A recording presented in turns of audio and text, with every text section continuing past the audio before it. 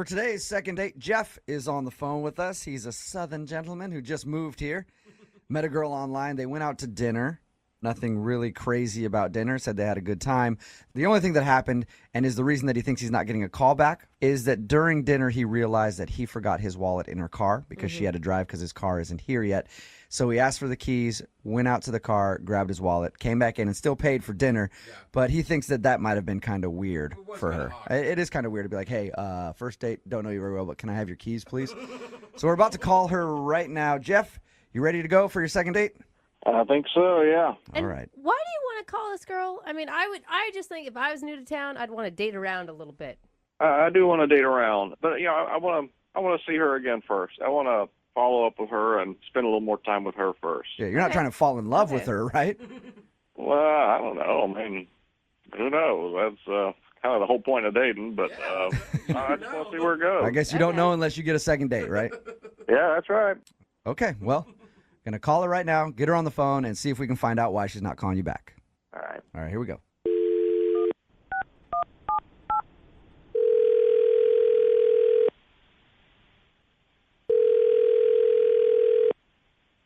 Hello? Hi, can I speak to Alana, please? Yeah, this is she. Hey, Alana, how are you? This is Jubal from Brooke and Jubal in the Morning. What, who? Jubal from Brooke and Jubal in the Morning? I don't know who that is. I'm sorry. That's all right. There's a lot of people that don't know who it is. It's a radio show, morning radio show. How you doing? Okay. I'm calling you because you recently went out on a date with one of our listeners, and they wanted us to get a hold of you. Okay. What's their name? He's a Southern gentleman who just kind of moved to town. Do you know what I'm talking about?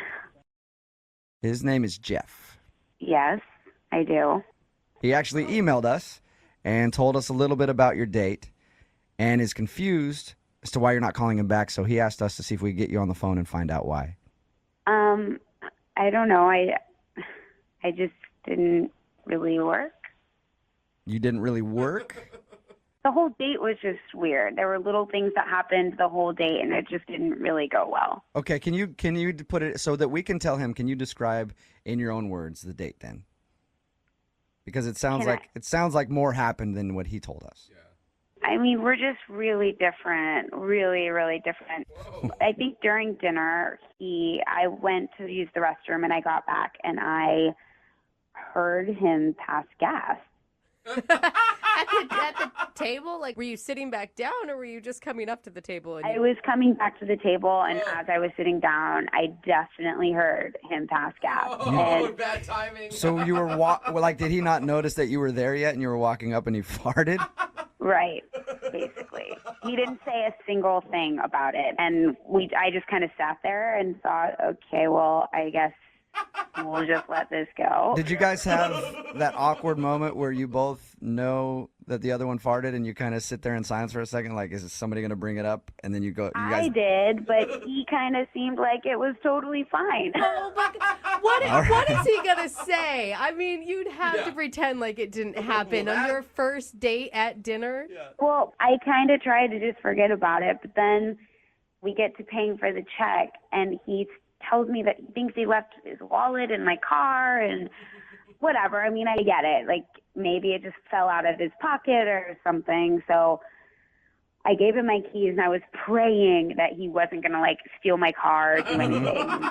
But he came back, and he paid for the bill, and everything, everything was fine. And then, I really thought maybe I would go out with him again. But then I got home, and I was getting my bags and everything from my car, and I realized that the change in my change box in my car was completely gone. No way. Like, wait. So you're accusing him of stealing the change out of your car?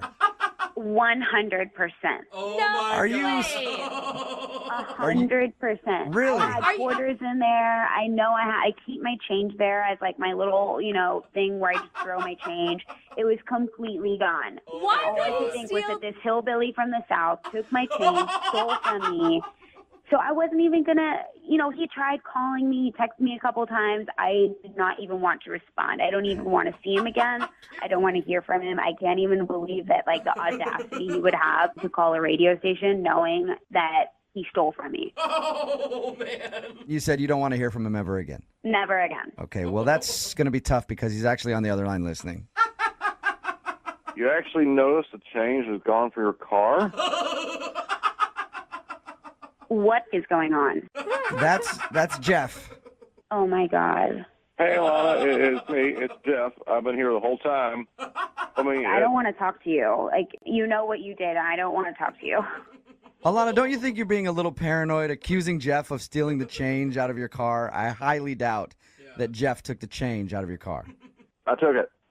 What? You did? You actually stole change. Alana, just listen for a second. I mean, first off, it was a couple bucks, and it was a tip. It was a tip. You actually stole it?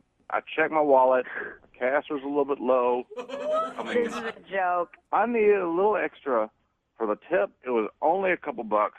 Like, that's something I learned in the South. You tip good when you go out. Yeah, but Your own money. I was going to pay it back on a second date. It totally slipped my mind to even mention A it. second date? You really think I would go on a second date with you after you stole from me? It's not stealing. I was borrowing it, and I was going to pay it back on the second date. We do that all the time in the South. It's no big deal. you do, Jeff? Like, that's a common Southern thing to steal each other's car change and use it as a tip? No, it ain't stealing. I'm not stealing nothing. I'm borrowing change. It's change. Jeff, it's How often do you notice change in your car? it's I got only change in my car. It's been there for a long time. Oh my God. count. It's Yeah. only Borrowing borrowing if you actually ask somebody for money and then tell them you're going to pay it back. You can't just take it. I forgot. Oh, my God. You know, this is just all ridiculous. Jeff, I think you're a dumb hick. Oh! I don't understand why we're even having this conversation. I don't have any more time for this. Our conversation's done. That was quick. Oh, wow. Jeff, Damn. you still there, man? I don't get it. I was going to pay her back. It was a couple of bucks Yeah, but from a car that I was going to use for the tip. Jeff, you should probably ask before you do that, you know? Look, man, it was my first date with her. Yeah, I was nervous about everything else anyway, and I forgot. I forgot, All right, well, and my advice to you would be next time, if you're ever in that position, don't steal somebody's cash from their car, man. you keep saying stealing. I've heard it enough. I didn't steal nothing. Hey, man, listen, I'm just telling you that you probably shouldn't take money from people's cars, even if it's like a Southern thing, like you said. It's definitely You not just done here. Stop talking to me about all this. You DJ radio high school dropout. You don't know what the you're talking Jeff, about. Oh, my God. that's the first thing I will agree with you on. I am a radio host. I know that. Don't be so mad. I'm just trying to help you out. Yeah, well, a lot of help you are. Oh. Did that just really happen? We just got hung up on twice, Wow. which is impressive. And Not that bad. might be a first time for that. I didn't even get to ask if they wanted to go on a second date. I guess I'll have to email them. See if I can get them to go out again. Well, I do declare I'm excited about today's second date. You're a Southern woman? We have a bona fide Southern gentleman on the phone, and I can't wait to talk to him. His name is Jeffrey, most likely Jeffrey Beauregard. That's what I would think. His email said that he just moved to town from the South and is having trouble meeting ladies and finally found a date, and now she's not calling him back. Jeffrey, I say that is a travesty that would happen to you. Well, I got to agree with you, ma'am. Oh my God, he's actually batting his eyelashes at you right now, Jeffrey. You better be careful. He may drop a white glove on the ground any moment. Well, I got to tell you something. Where I'm from in the South, there ain't any women who talk like him or look like him anymore. So, Way to just dash my dreams, Jeff. How you doing, man? Thanks for your email. yeah, I guess I'm doing okay, all things considered, except for this girl not calling me back. That's why I'm here. How long you been in town? Yeah, I've been here for a little over a month now, and I actually move around for work a lot. I've been all over the South, and I'm kind of starting something new here in the area, and so I like my morning shows. I'm trying to meet people and do stuff like that. So I heard you guys and Jubal maybe was that inherent Southern charm you had in there. That was, Well, I do tend to connect with my Southern gentlemen, don't I? Tell us a little bit about the girl that you want to call today. her name's Alana, and I think this story is it's just sort of typical, I guess. We went out to a restaurant on a date. We met online because I'm new. I don't know anybody in this area, so I was going online, and so went out to a restaurant. Now she had to drive. Sort of a long story. My car is actually being shipped. Okay. I'm not going to go on all that, but When you say car, I'm assuming you mean jacked up truck, right? Yeah. that's how it is in the South. We all got trucks. And had you online dated when you lived in the South, or is this your first go round? I've done a little bit before, nothing Okay. too serious. Just this is it's a little embarrassing because I don't have my car, and Yeah. I'm not usually the one that the girl has to come pick up. That's a little embarrassing for me, but she was cool. It didn't seem to matter to her. You know what? No matter how progressive you think, it's always kind of weird whenever you're going out on a date. As a guy, you just feel like you should be the one picking them up. Absolutely. And I've gone on a couple dates like that when my car was in the shop or whatever. I was like, yeah, you want to go out? And she's like, sure. And I was like, well, you got to come pick me up. It's always kind of an awkward conversation for some reason. Yeah, that's kind of how it felt. Did you make her get out of the driver's seat just so you could open the door for her? No, I didn't do no. I know where I am. I didn't try any of that stuff. So, but I think I know why she's not calling me back. We went to dinner. It was fine. We talked, had a good time, but I didn't have my wallet on me. I realized it fell out in the car. No. So at the end of dinner, when I realized I was going to pay, because I at least do that much, and I realized my wallet had fallen out. So I asked for her keys to go look back in her car, and she kind of looked at me nervously, gave me the keys. She probably thought you were about to steal her car. Yeah. Because you read a lot of these news stories about people who go out on online dates that end up stealing somebody's car on a first date. I don't know. I've never read about that before. Is that a thing people do? Oh, yeah, it is, dude. Go ahead and Google it. There's No. stories about it all the time. I'm sure she just thought you were cheap, not that you were going to steal her car. Yeah, I mean, we've been making jokes about how I was a fish out of water all night, so, maybe she was thinking I was some weird serial killer car thief person. Yeah, it seems convenient when you're at dinner and you're like, oh, man, I left my wallet in your car. Can I borrow your keys, please? I'll be right back, I swear. Yeah, that's exactly why I think she might not be calling me back. But I found my wallet pretty quick, came back, and I paid. Okay, And good. so after that, of course, she drove me home. That's weird again. That's even weirder. At the end, we shook hands. Ooh. It was the first date. I didn't want to kiss her, not on a first date. That's not how I was raised. So can I ask you, did you offer your hand first, or did she offer the handshake? I think I offered mine. Yeah, I offered mine first. Okay. That's weird. Put her there. So, at the end of the night, I just leaned over, shook her hand, and she smiled, and I was like, I think I said something like, "This was a nice time, and I think if you'll be hearing from me again, I hope I see you soon." Something like that. And what was her response to that? She said she had a fun time, and I said, "Can I call you again?" And she said, "Sure." And did you call her again? I've only called once. I have texted like 3 or 4 times. But it's a little confusing because I know it was a little crazy asking for her keys and like that kind of thing. Mm-hmm. But I came back. I didn't steal her car. I didn't do nothing like that. And she said she had a lot of fun. So I'm just confused. Okay, well, we'll play a song, come back, and then find out if you got a second date or if you get ditched. Welcome back to the timeless love story, Rompless in Seattle, I love this movie. starring Tom Hanks and Meg Ryan, Oh. two star-crossed lovers. Sorry, this doesn't sound right. It doesn't. Why? I Can you liked just stop the it. music? Can you stop it? What? Sorry, What's going I messed up. It just didn't feel good. Let me try it again. Okay. Okay.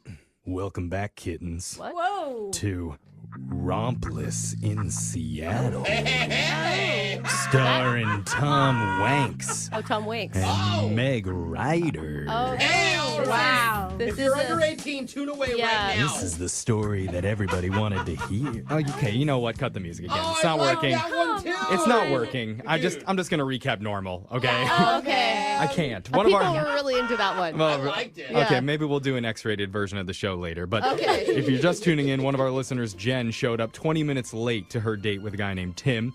Shortly after that, she found out he was a mechanic and asked him to take a look at her car, which was apparently having issues. And Tim, being a nice guy, actually did. And she's worried it may have killed the vibe of the date. Yeah. Because now he's ghosting her. Right. And not in the Patrick Swayze, Demi Moore kind of The way. hot way. No, just the normal sad way. So she needs our help. Jen, did we miss anything with your date there? No, he's just like, he's a really nice guy and I want to date him. So wait, Aw, that's sweet. It is cute. sweet. I don't know that we asked. Have you tried to contact him? Like text or Yeah. Yeah, I've reached out and he hasn't really responded. Did you when you texted him, was it all about your car or were you asking him to see you again? I might have mentioned it, but I didn't ask him to do anything, I guess. Okay. Okay. Me and my car miss you. Yeah. Well, let's just give Tim a call, and we'll not talk about car stuff. We're just going to focus on getting you another date. You ready to do this? Yes. Okay, here we go.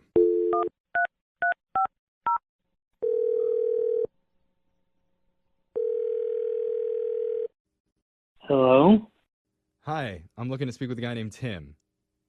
this is Tim. Are you Are you asleep? You Tim? okay? Are you a small mouse? How come there's several people on this call? What is this? Oh, we're a. Yeah, we're a morning radio show. It's called Brooke and Jeffrey in the Morning. How you doing?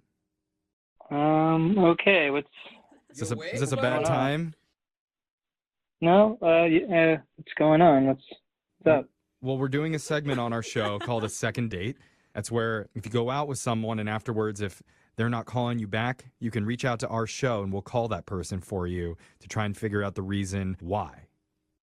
Okay. Okay? Mhm. And so you recently went out with a woman who had a great time with you, and now she's hoping to get back in touch, but she's been having trouble reaching you. Her name's Jen. Yes, Jen.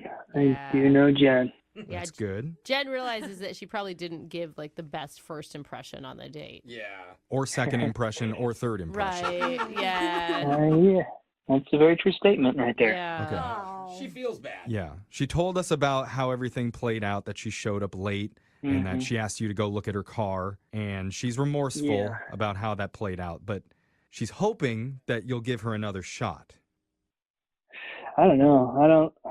I don't know. She really liked you, Tim, and she realizes that it may have come off as she I don't know, she was trying to use you for free car mechanic labor, but that isn't the case. Yeah, I don't know if I would totally agree. Uh-oh. Why do you say that?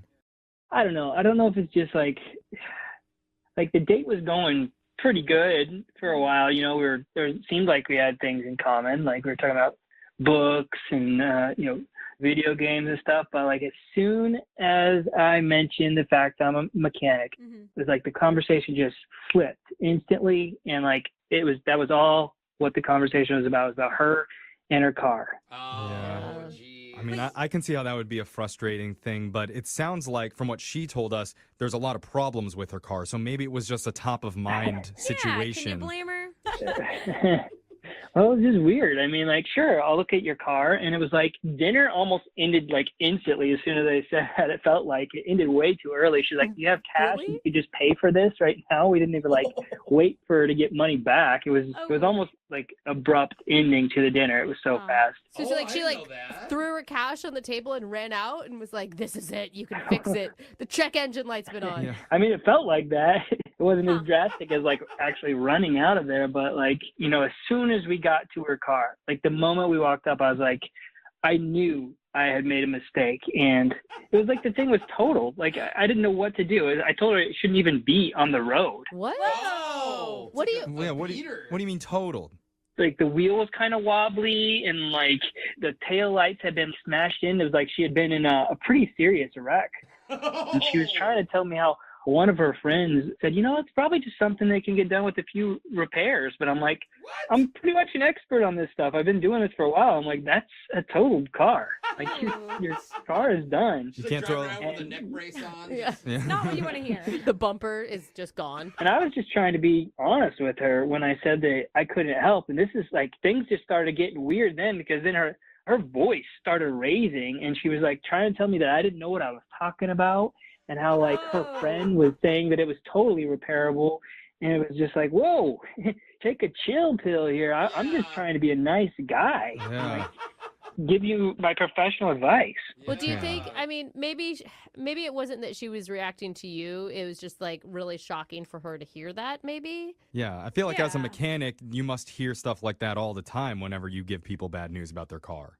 Well, totally. I mean, we do, but it like that wasn't even the end of it. Like on top of that, she was insistent on borrowing my car. What? I'm like, are you serious right now? Whoa. Wait, Whoa. hold up. For where? Yeah, what did she Forever? say? She didn't even, she's like, hey, you got to at least let me borrow your car so I can get around for a bit. What? That night right there, she wanted to borrow your car? Yeah. This girl is genius. Genius. Wait, was she joking? I mean, that had to have been a joke that maybe you just didn't read right. No, I mean, it wasn't a joke at all. She said to me, you're a mechanic. You have access to lots of cars. You can just drive one of those for a few days. Oh my gosh. Did you, I feel bad asking, but did you let her? No, I did not, but I did get her a tow truck because I am a nice guy and I had AAA. So I was like, the least I can do is not let this girl drive in this thing again because this thing is like messed up. Wow. So wait, What? why So you took her car away from her? was she? It wasn't good to drive, Alexa. Yeah. It was falling apart. It was in danger on the road. Sounds like he doesn't know what he's doing. Yeah. Okay. Okay. All right, Alexa. Tim, when we spoke to Jen, she never told us the back end of that story. She just said that you looked at her car. Yeah. Yeah, I mean, that's the truth of it. I mean, Oh boy. That is so crazy. What is she, like? Does she really want to date with you? Then now I'm even questioning her motives. Well, maybe we should ask her because I need to tell you, Tim, that Jem's been on the other line listening and she wants to talk to you. Hi, are you kidding me? Like, that's, hi, Jen. Look, I guess I'm sorry that you felt used, but like, I don't even understand what you're so upset about. Whoa. I was just asking for help. You weren't just asking for help. I mean, you were basically, it felt like you were demanding to use my car and like instructing me on how to do my own job.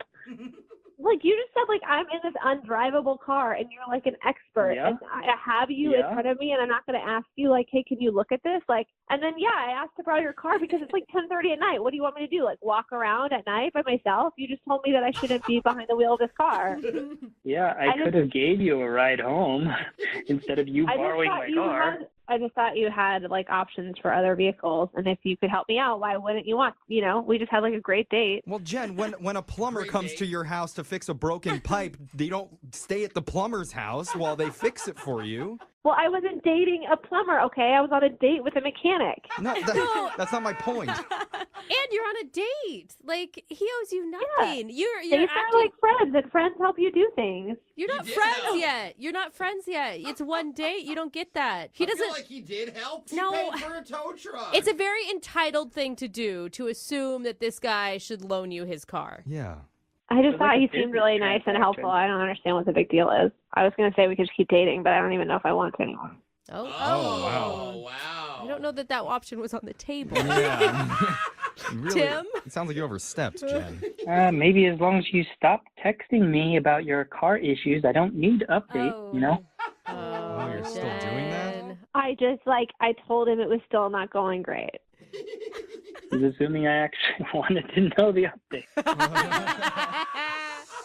I thought you were a nice guy, and you're acting like such a jerk right now. Like, all I needed was some help. Like, you're making it such a huge thing that, like, oh, you're a mechanic, and I asked you for advice. Like, Oh. She has a point. Well, Jen- sorry to say, if I'm such a big jerk, I guess you don't need to reach out to me anymore. Yeah, I mean, you're not wrong. I mean, You're Tim, not wrong. you have to ask yourself, am I car shaming her right now?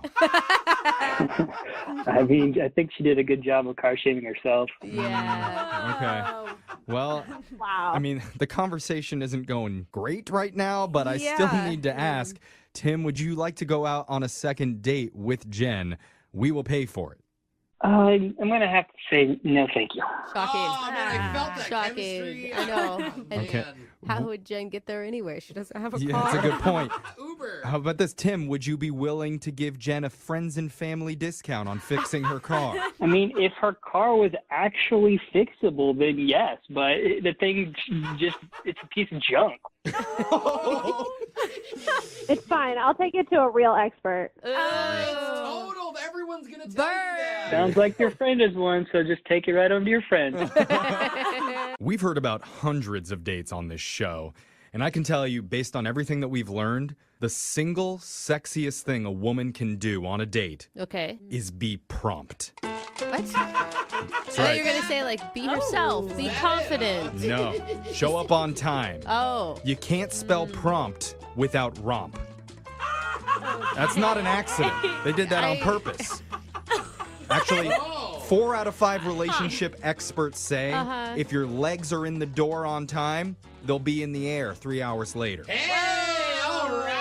Is that the secret? Yeah, I read it. That's the experts saying Okay, that. wow. Well- The experts have gotten very naughty. There's some saucy experts out there. Unfortunately, for one of our listeners, Jen, she was not prompt during her first date. Oh, Legs on God. the ground the whole Yeah. time. Yeah, so unattractive.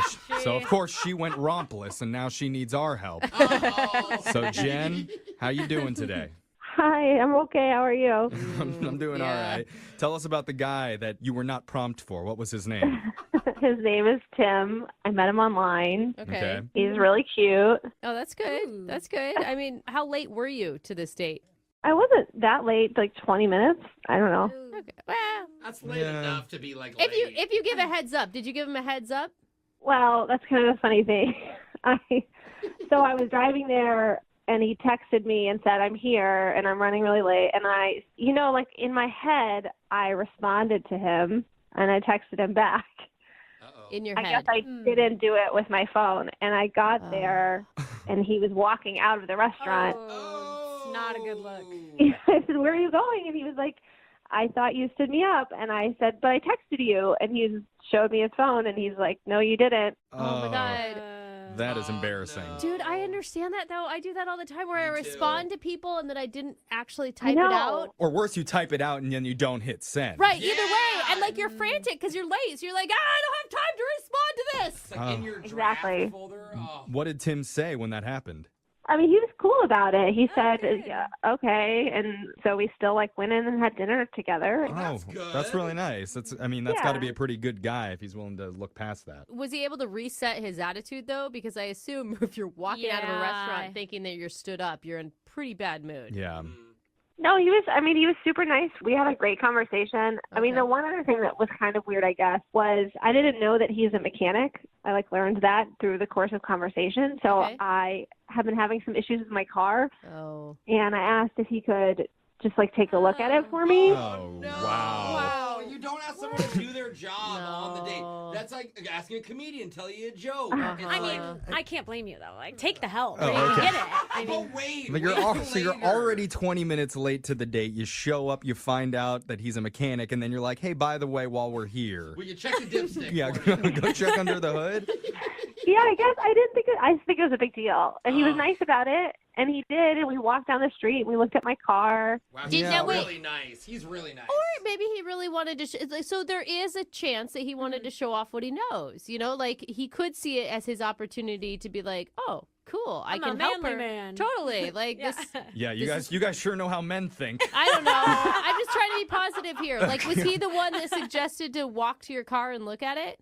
I mean, he agreed to. Oh, he agreed to. Yeah, okay, that's different. Yeah. He told me there was a lot of stuff wrong with my car, which I guess I should have known. And then I asked if I could bring it by his shop. Oh no. Oh, wow. Now Yeah. this is a business transaction. Totally. It's not a date anymore. You're it doesn't taking. feel like it. She's taking all the romp out of prompt. You're She right. There's no is. sexy in that. No. Okay, so Now it's just port. Yeah. Okay, it's just a different. so he looked at your car Yeah. and told you there's a lot of problems and that you need to bring it in. How did this night end? Well, he kind of said, I don't know, I have to check my schedule at, their business. And That's a I no. was like, okay. And then he just kind of I don't know how to describe it. It just like fizzled out. Like he seemed disinterested, and so we just kind of like left. They fizzled out in the room too just now. There was an opportunity there, Jen. You check under my car's hood, maybe you can check under some other hoods after that. That's not much better. I don't think that he doesn't want to trade that for Brooke, I mean, trust you do not understand how men think. Hey, it's making a weird noise. I don't think that's right. I've never heard my friends talk like this.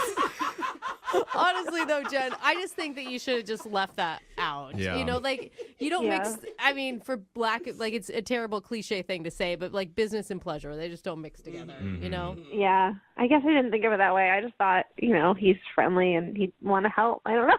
And it's free, is what you were thinking. He'd give me a good deal. Yeah, sure. So have you tried to reach out to Tim after the date happened?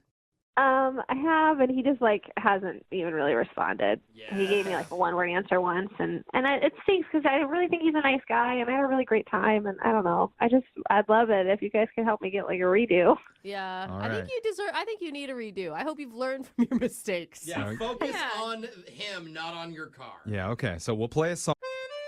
Usually for second dates, I look through all the emails that we get, and I'll choose the most interesting date story or someone with a unique name to call. Totally. Yeah, hopefully you don't pick the most boring one. Yeah. But Something today, that people will remember. I think I just chose this one because I'm hungry. Oh, man. Oh, what? Jeff. Because one of our listeners, Jeremy, says he owns a local cafe. Oh, let's go. Yeah, I said, let's call that guy. Yeah. Oh, yeah. We would want to get free Dude, breakfast. Yes. I need a homie hookup, all right? So- On some pancakes. Yeah, Jeremy, if we do this for you, could we get a friend's family discount at your place or what? Absolutely. All right. Yes. It's official. I'll even throw in one of my world famous cinnamon rolls for you guys. I Oh. love cinnamon rolls. Did you say 1 or 4? Oh, well, they may be the huge ones. For you, I'll give you a 5.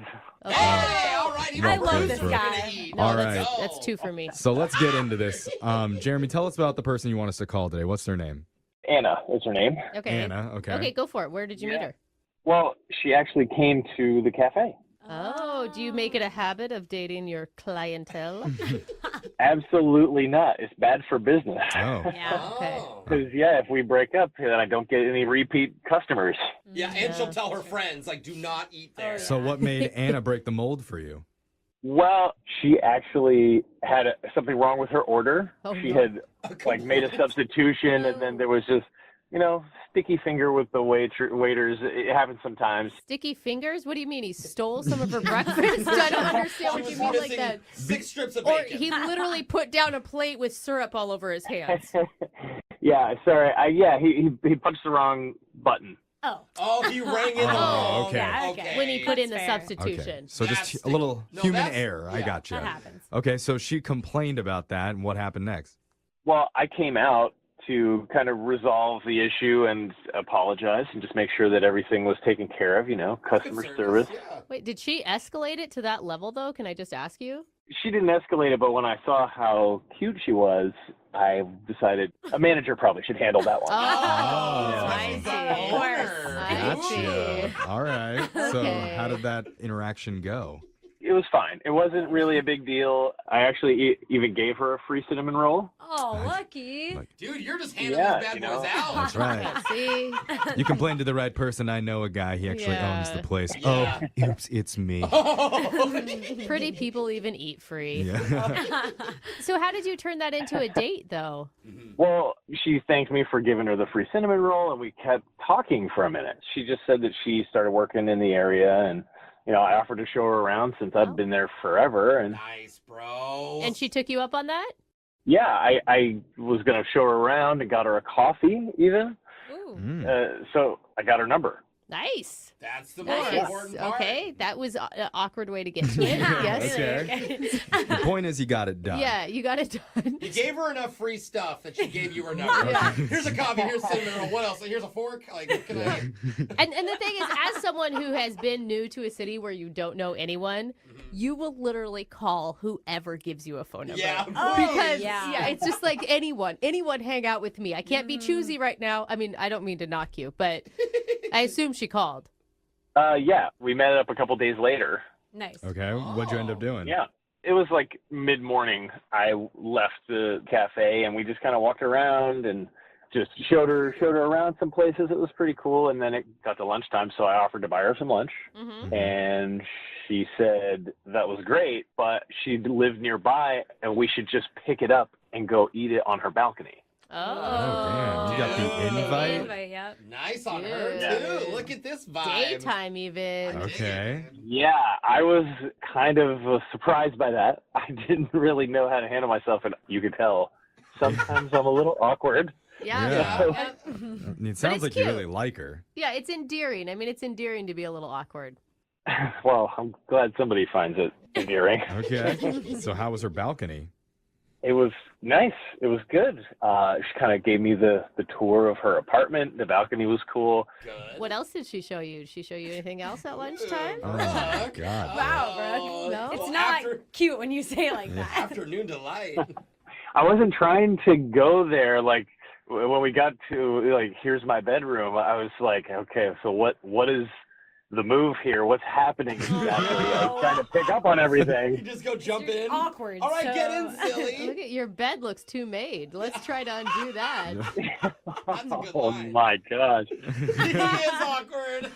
I wasn't trying to make it romantic, but that was in the air, So Yeah. So what happened? Did anything happen? no, I awkwarded my way back over to work. There was no kiss or anything? No. Oh. That's okay. That's okay. It's a daytime first date, Little tease. These And she- first Okay. dates are, a little more friendly. All yeah, right. but she Yeah. honestly trusts you. Like, she just met you, and she's bringing you back to your place, showing you her bedroom. Like, that is something. Yeah. I mean, and there was definitely flirty vibes, but it wasn't quite to the point where anything was really going to happen that day. Got it. Okay. So, before I left, though, I asked her, I was like, we should get dinner sometime. And she was like, yes. So has dinner happened or has that not happened yet? No. I've been trying to get her to, nail down a time, and she's just not even really responding. Whoa. Oh, that's weird. Huh. Yeah, I don't get it. I know, because it's like, how could you have more plans when you are brand new to a city? Right. Well, let's try and figure this out. We're going to play a song. You bake us some scones, and then when we come back, we'll call Anna for you, and we'll try and get you your second date, all right? Jam. Can I order a side Alright. of bacon? Oh, yeah. Is Can we that cool? get some bacon too, man? Oh, and I'd like 3 poached eggs. Yeah. Okay. Yeah, we can have them on my balcony. Okay. Sweet talker. Awkward and funny. All right. We're going to do it right after. On a first date, we all want to hear those 5 magic words. Want to see my balcony? Well, sir, how big is it? Maybe take a peek in the basement afterwards. Hey, Who's nice. basement? Let's Your go. basement? My I don't. We'll look at all the basements. Just hold Okay. your breath in the basement. All right. That's what Jeremy's date Anna said to him. Not the basement stuff, the balcony. Okay. Yeah. After they had a nice date walking around the city. He says nothing overly romantic happened back at her place because he had to get back to work, but he did feel like there was chemistry. And now, ever since, she's been blowing him off. And this is a very important call to all of us.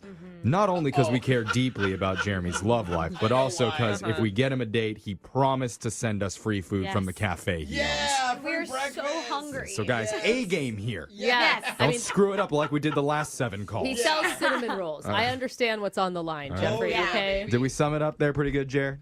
Yeah, nailed it. All right. Okay. How are you feeling right now? I'm a little nervous, but, I'm really curious. I really want to know why. Let's do this. I'm ready to go. We're going to call Anna here, and we're going to try and get you your second date, get you back up to her balcony. You ready? I'm ready. All right, man. Here we go. I'm dialing her number right now.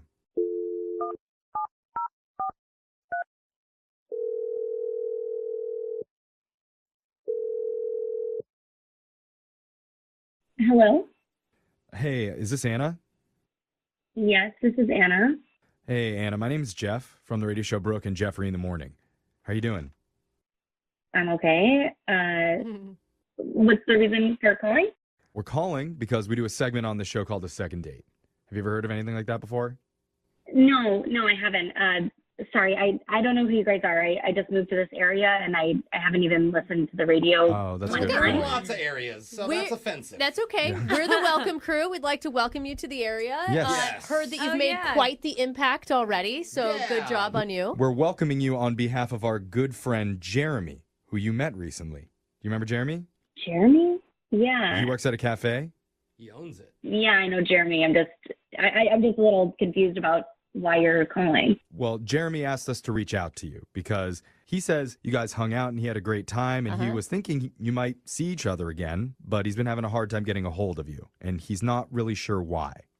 Yeah, you know what? I don't know if I'm gonna see him again, so. Oh my gosh. Oh, okay. What did he do? Darn it. Listen, I have been new to a city where I knew no one, and I would always call everyone back just to beg them to hang out with me. Especially if they buy you food. Yeah, like he seemed really cool. He's a little awkward, but like I felt like he was awkward in an endearing way. You didn't get that?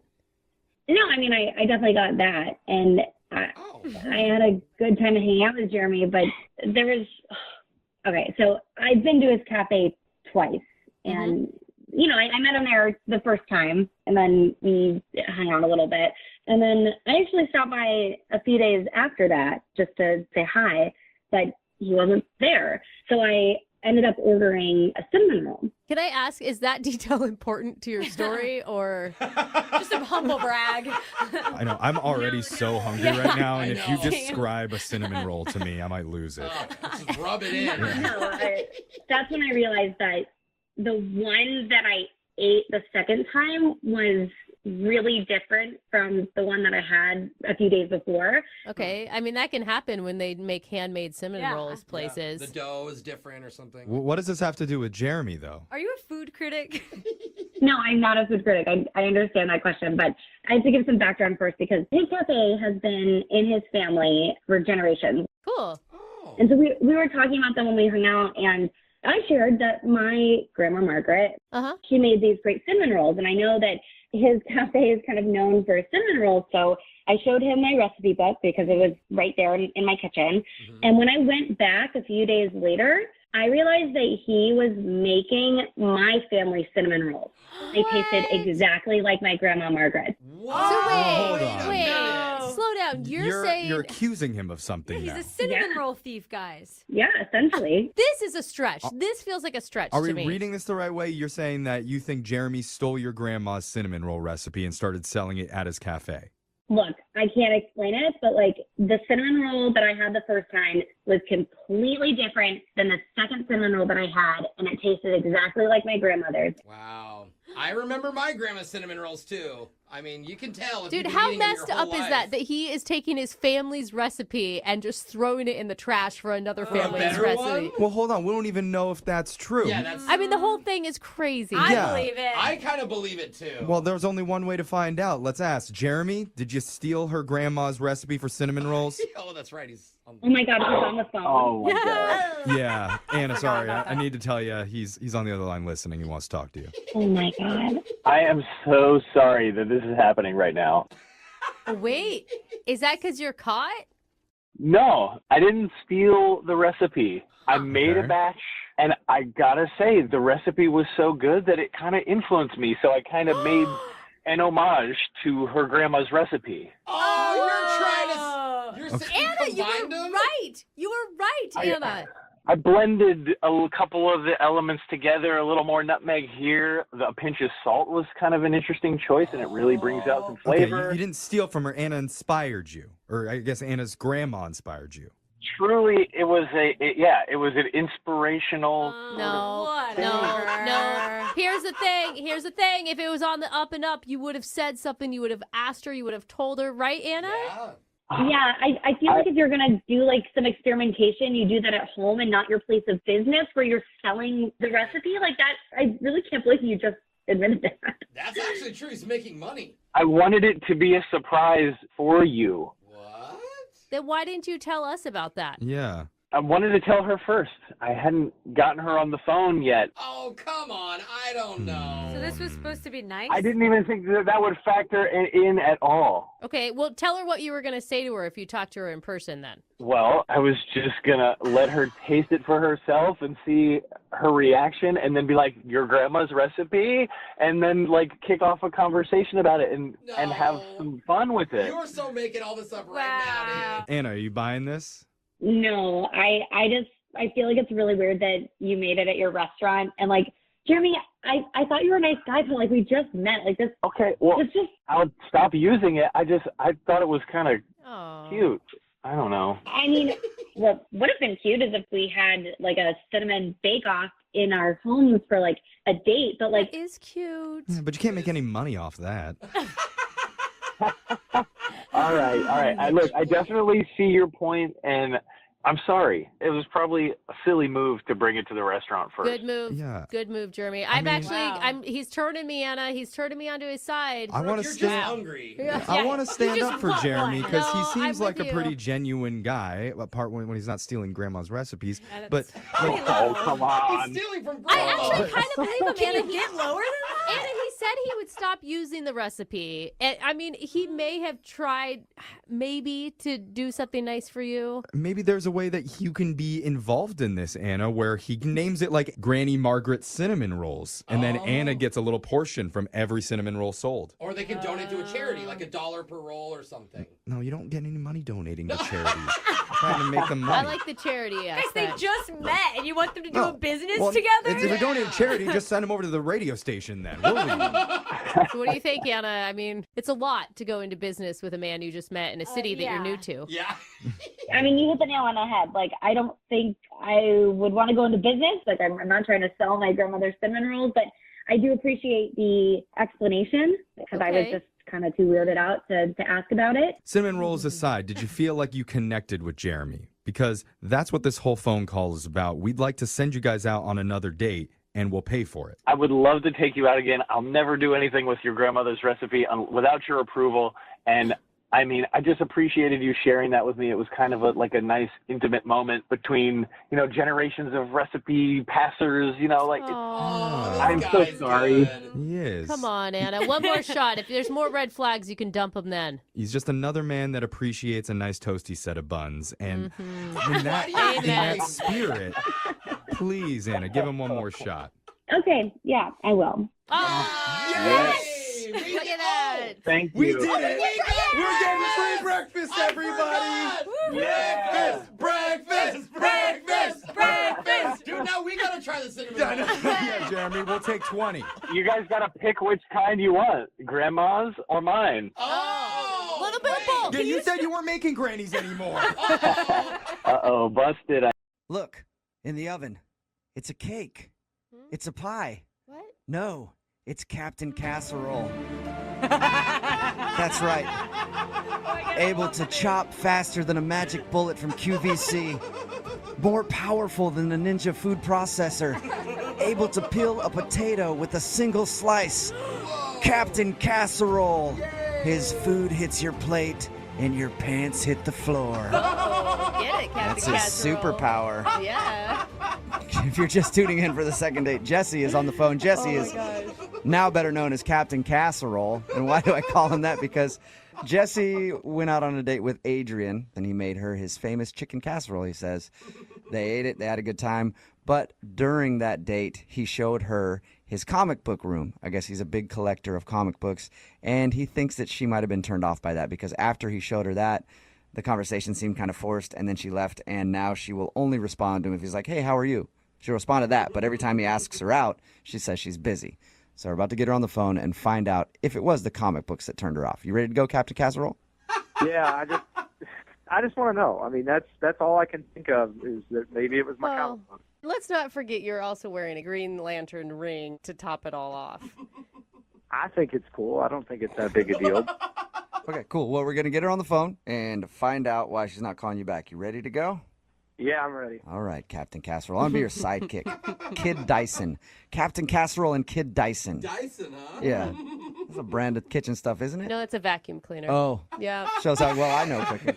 All right. I'm going to dial the phone right now. Hey, either way, we can get all the household stuff done. I'll still be Kid Dyson. Yeah, you can cook, you can clean. All right, here we go. Kid Souffle may be better. Kid Cuisinart. Souffle. Ooh, I like that. Yeah, it's better. Hello? Hi, can I speak to Adrian, please? Yes, this is she. Adrian, how are you? This is Jubal from Brooke and Jubal in the Morning. I'm sorry. Could you repeat that? Who is this? Yeah, this is Jubal from Brooke and Jubal in the Morning, the radio show. Oh,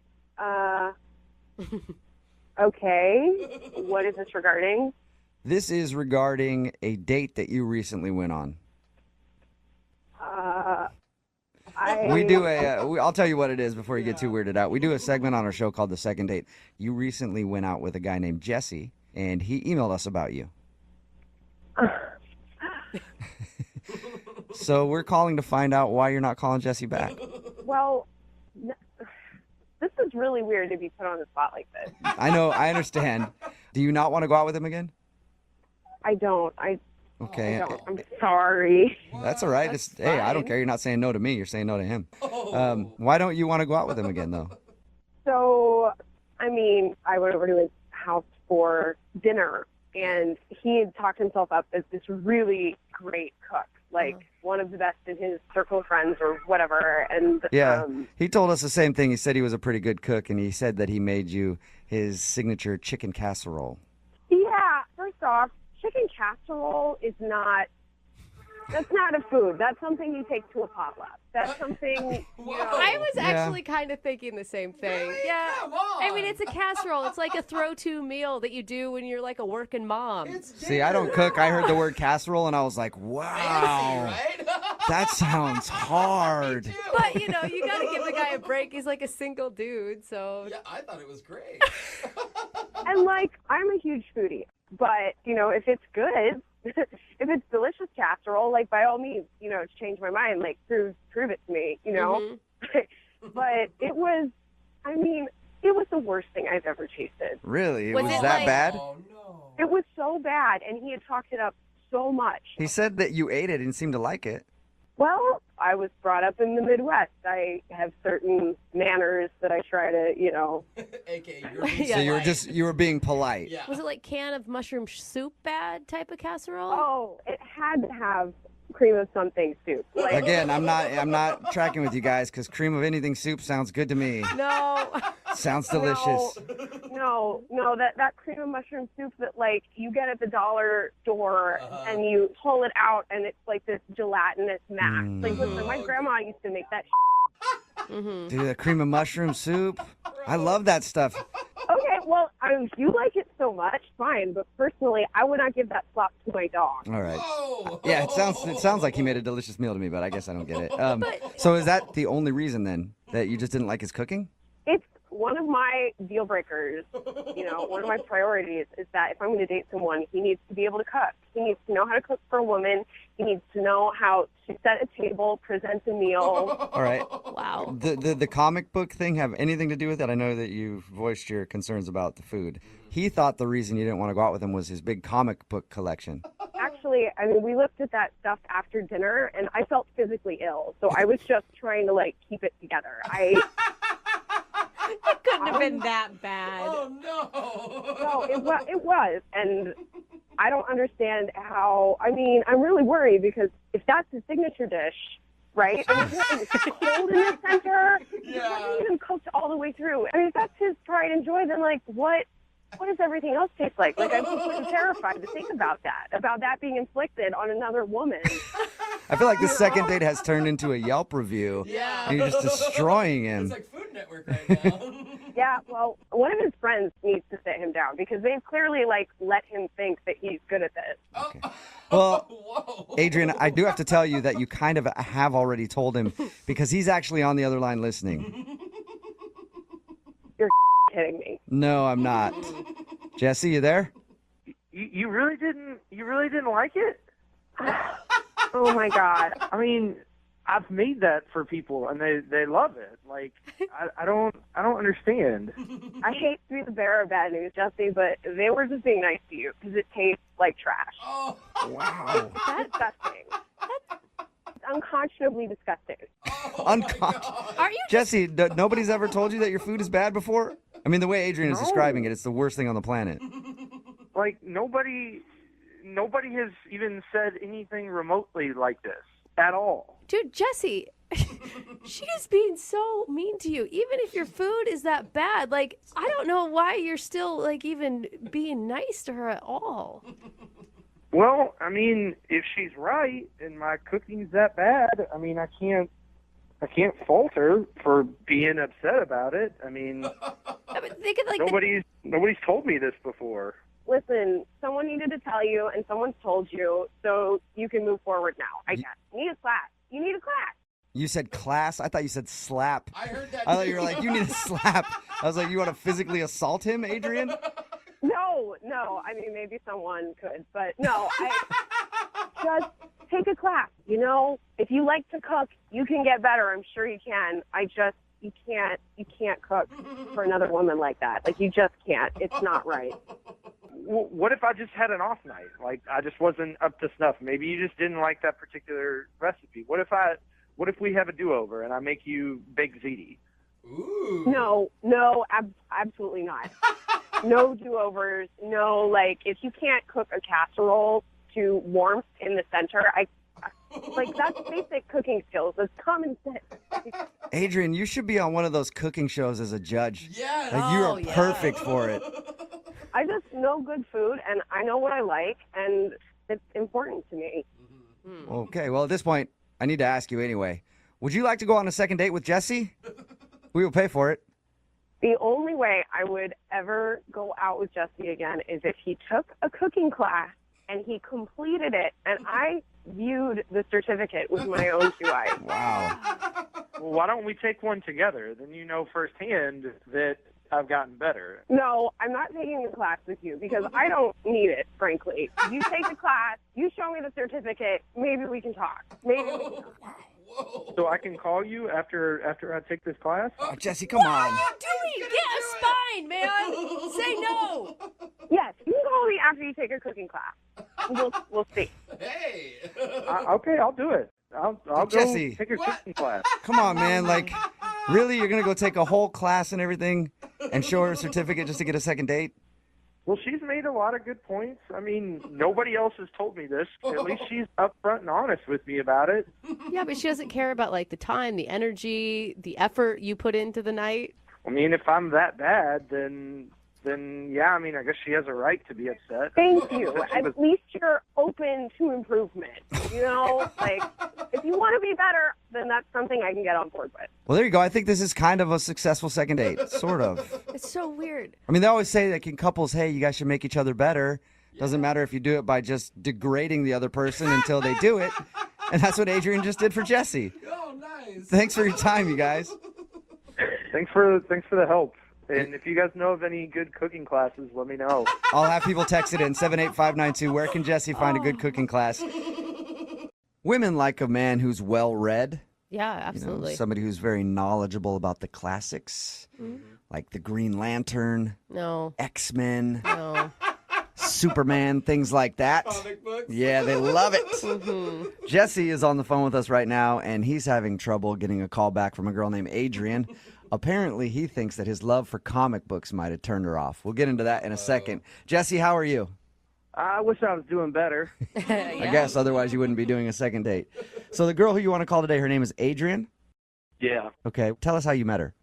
Well, we were both at a party like a month ago. She was gorgeous and seemed really cool. So we got to talking and we got to drinking. And before I left, I made sure I asked her out. And she said yes. And I asked her to come to my apartment because I wanted to cook her a meal. Oh, Okay. wait, that was going to be your first date? Like, that's pretty intimate for a first date. Well, I figured, we started talking about food and what she really liked. And then I mentioned that I like to cook. And it just kind of led from there. That's awesome. So how did it go? I thought it went pretty well. I make this really awesome chicken casserole. Like, it's my go-to dish. Go-to dish? A chicken casserole? Are you a good cook?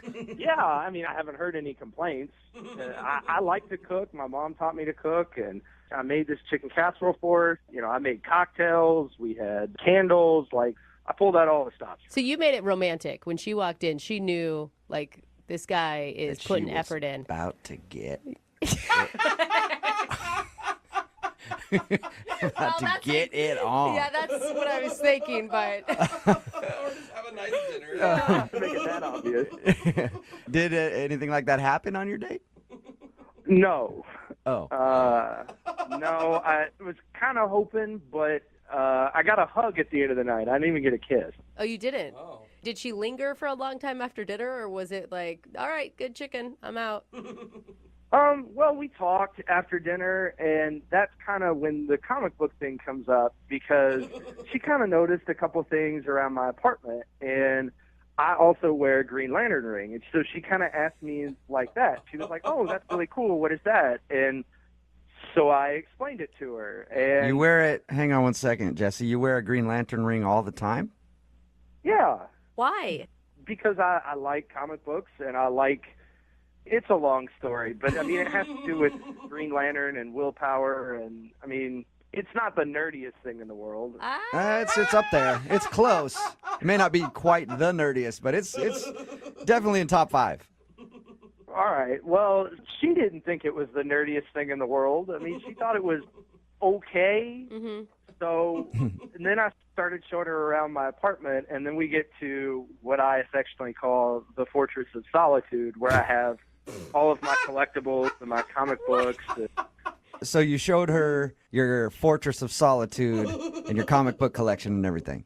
Yeah, I mean, I take good care of that stuff, and it's all nice and mounted on walls and framed and all that good stuff. And So it's put together. It's not like you're walking into a college dorm room where there's a bunch of comic books thrown around, some empty pizza boxes everywhere. No. Like, I mean, I have shelves on the wall and signed books and things like that, and So- all that stuff, and everything's in cabinets. And You're a legit enthusiast and a collector. yeah, I mean, I've collected since I was a kid, so I mean, it's definitely something I'm passionate about. So I figured she's going to find out sooner or later, and I'm not ashamed of it. So I show her the room, and she kind of got quiet. Mm-hmm. Like, I thought maybe, oh, she's in awe of my collection. Kind of nodded a lot and just didn't seem that thrilled by it. Really? And then conversation got a little bit more strained after that. How so? No. Well, I mean, before, it was just, back and forth, oh, yeah, you like that? Oh, that's cool. And whereas then it just got kind of weird. Yeah, sort of just putting the brakes on everything like Superman in a room full of kryptonite. Am I Nice right? analogy, bro. That's a good reference, yeah. Why do you think that your comic book collection would have turned her off, though? I mean, if I had just things strewn around or I was running around in, like, Superman underwear, yeah, I guess that could be a thing. But it's something I'm passionate about. I take care of it, and I have a nice place.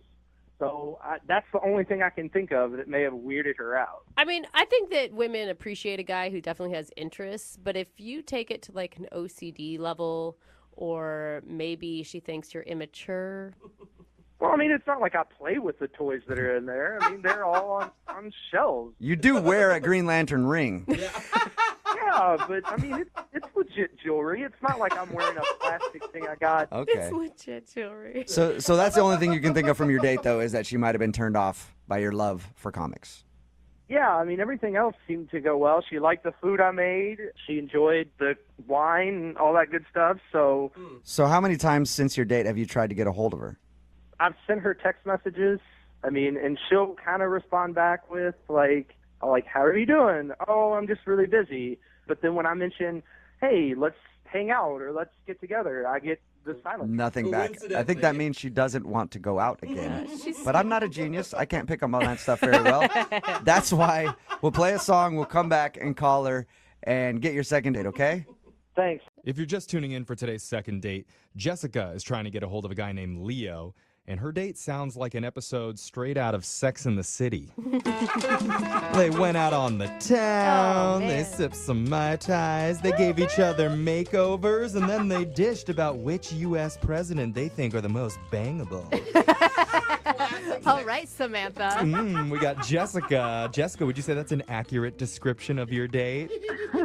I would say that's pretty close. Oh my God. I feel like I'm one of the girls right now. Yeah. She did put some makeup on her date while they were at the bar together, and they ended up making out. But afterwards, Leo has been MIA. So we're going to give him a call right now and find out why Leo has been blowing you off. And we didn't get to hear, what's your theory? I don't even have a theory. I just know that I really like this guy, and he's not the same as every other guy here. And so I just really, want to have a chance with him. Yeah. Plus, what other guy would let me put makeup on him for like 2 hours at a bar? Yeah, that could be the problem that we're actually dealing with here. So Maybe not into you. we'll find out, though, okay? We're going to give him a call right now and figure out why Leo isn't talking to you, okay? You got it. All right, here we go.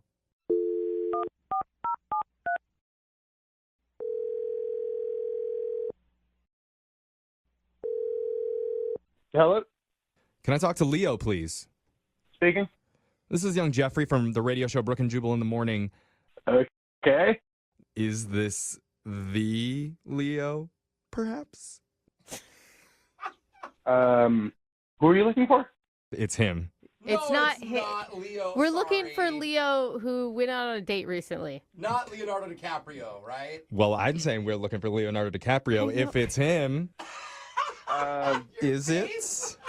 I'm not Leonardo DiCaprio. Oh, Okay. I don't even want to do this now. He has some disappointment, but we still want to talk to you, Leo. Leo, we're calling from the radio show Brooke and Jubal in the Morning. Oh my God, don't sound so dejected. I'm sorry. Okay. Leo, the reason why we're calling is because you recently went on a date with a girl named Jessica, and she's trying to get a hold of you. Okay. He's like, what? This is weird. Well, obviously, you're not calling her back, and she wants to know why. She says she really liked you. Oh. She's a nice girl. I just, didn't think there was, anything worth exploring there. Are you serious? She described the date to us, and it honestly sounded like you guys had so much chemistry from her perspective. Well, it was fun. She's a fun person. Yeah, she told you about the makeup stuff. Yes. Yeah, and she said you looked soups cute. Hey, and to applaud you for being comfortable with your own masculinity. I say kudos, okay? No, that's not. That was fun. She's a fun person, but, we talked for a long time, and it's, on a date, you're asking yourself, can I realistically see myself with this person? And she said some stuff that made me think, no, probably not. I don't think she realized that she said anything that would change your mind about her at all. She didn't know that John Lennon died. What? John Lennon? Yeah, like from the Beatles. Okay. Yeah. Okay, so she's not up on Beatles history. I just feel like that's a bit, like, do I want to spend the whole length of a relationship filling in cultural gaps like that? Are you kidding me? My husband doesn't even know who John Lennon is. That's a pretty late, like, old cultural reference. Yeah. You're going to hold that against her? I'm like a pop culture guy. It's like my favorite thing to talk about. And if someone's that checked out on it, I just don't think that, like, it's sustainable. Mm-hmm. What's the real reason? What's the real reason that you're not calling her back? This is some BS. She doesn't know some dead pop star from 40 years ago? This can't be right. Dead pop, like the most famous musician of all time. Well, that's arguable. It'd be like not knowing Elvis died. You could say the Beatles are really super famous, but I wouldn't say John Lennon's the most famous musician of all time. He's the most famous Beatle, so yeah, I think I can. Really? Paul McCartney would probably argue against you right there? Are we really arguing right now about who was the most popular Beatle of all time? Is that what this has devolved into? I mean, Ringo, right? No. No, because it's John Lennon, and everyone should know he got shot. Okay. Okay. So that's what you want us to tell her. That's why you're not calling her back. You can tell her whatever you want to tell her. I just think it's crazy that she didn't know that. I mean, she says she was, like, too young and wasn't around, but I wasn't around when JFK got shot. I know that happened. Okay. He has a point. I don't know that they're the exact same thing, though, right? It was pretty close. Okay. A president being assassinated and John Lennon being assassinated. I mean, both American leaders, Brooke. Both big hits on peace, world peace, but not in the same way. Look, you're all coming after me, but you all know that John Lennon got shot. Like, doesn't that say something? I mean, you reminded me. Yeah. Yeah. All right, so you hear that, Jessica? John Lennon getting shot is the reason that Leo has zero interest in dating you. So how does that make you feel? Leo, are you freaking serious? You're not calling me back because of stupid John Lennon? They didn't tell me you were on the phone. I'm sorry. Oh, yeah, that's right. Oh my god. I'm crazy and I don't know what I'm talking about because I forgot how this cultural reference works for this show. We don't tell people terrible. that the other person's on the line listening. So Jessica's actually been listening to this entire conversation, Leo. I don't believe it. You're being so judgmental. Like, not everyone my age is going to know facts like that. You might not know that the Notorious B.I.G. died. Yeah, I know Notorious B.I.G. died. I know Tupac died. I know. Well, wait. First of all, that is, like, not for sure. There's a little controversy behind that. He could still very well be alive. Oh my God. You guys, I think you're missing the point here. You had fun with Jessica, Leo. Yeah, it was fun. Jessica, okay, you're perfectly nice. You're a catch. I just don't think we're compatible, all right? So you need, like, you're looking for a partner that just has, like, a whole list of dead celebrities in their brain. That's what you want? Like, why didn't you just put that on your Tinder that's profile? a weird way to put it, but yeah, I am looking for someone who's, like, plugged into the culture and the lexicon and, like, knows important information about who died when, yeah. The lexicon? I don't even know who that is. Oh, God. Oh, my God. Hey, Leo, I think you should give her another shot. Listen, my husband knows nothing about pop culture. He couldn't even tell you who is in the Beatles, right? If we're going to go back to Beatles. Wow. Let alone could he tell you when B.I.G. got shot, you know? Like, and it works. It works for us. We can have different interests and still be in love. That's okay. Yeah, Leo, you guys have nothing in common, so let's see if you're willing to go out with her on a date. Would you be willing to give Jessica a second chance? We will pay for a second date for you guys. Absolutely not. And Jessica, just FYI, Ringo Starr and Paul McCartney are still alive, so maybe just jot that down. Write it down. That's fine. I didn't want to go out again with you anyway. Obviously, you're way older than I thought. Oh, no. Yeah. That was a Beatles burn. Sorry, Jessica, no second date, but you know who also is still alive? Leonardo DiCaprio. And I really wish that Leonardo DiCaprio had answered this call. Maybe somebody else will come in with... He would have known about the Beatles. He would have known. I gotta say, I'm really excited about today's second date. You look excited. You got a big smile on your face. I am. There, buddy. I can't help it because the Why? girl we have on the phone says she went on an incredible date with Leo. Oh my God. Wait, And like I- the Leo? I cannot wait to find out what a date with Leonardo DiCaprio is like. So, Jessica, No, it's not. come on, girl. Dish. Spill that tea. Oh, boy. I wish. Oh my Oh, God. I wish. Come on. What's he like? I think she's going to crush your fantasies, Jeffrey. Mm-mm. So I did meet a guy named Leo on a dating app. See, Jeff, it's And not it that. must be Leonardo DiCaprio because he's obviously on all sorts of dating apps. He's very attractive. He's got, like, cute sandy brown hair. Okay, wait, what? Sounds like Leo to me. So, did he take you to the Mediterranean or did he take you to the Caribbean? Like, how much did he spend? I wish I knew. Wait, is that really what this Leo looks like? He didn't look exactly like Leonardo DiCaprio, but his hair definitely did, and he just had, like, a very trustworthy look about him. Oh, man, those are the ones that you should trust least. I'm telling you. So, what did you and Leo do for your date? So we met at a bar, and he showed up, like, very confident, and he was like, "Are we going to do this or what?" Can I ask, though, what did he mean by do this? Like, do the date, do the deed, get drunk? Where is he at? I think he said, like, "Are we going to do this? Like, are we going to do it?" But Oh. I think it was a joke. You think? Let's hope. Did it work on you? Not at that time, no. So wait, so the bar was fun, you're saying? The bar was fun. We hung out for a while and talked about a lot of different things. There was one time where he asked me who my favorite president was. Okay. What? What was kind your... of first date question is that? I think it's an interesting one. What was your answer? Of course, I said Grover Cleveland. Duh. Of course, yeah. He's a sexy one. Grover. Did you have a reason?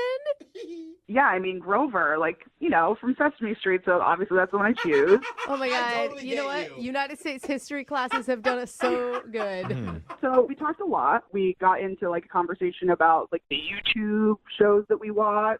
Okay. I told him I was really into makeup tutorials, and he didn't really get it.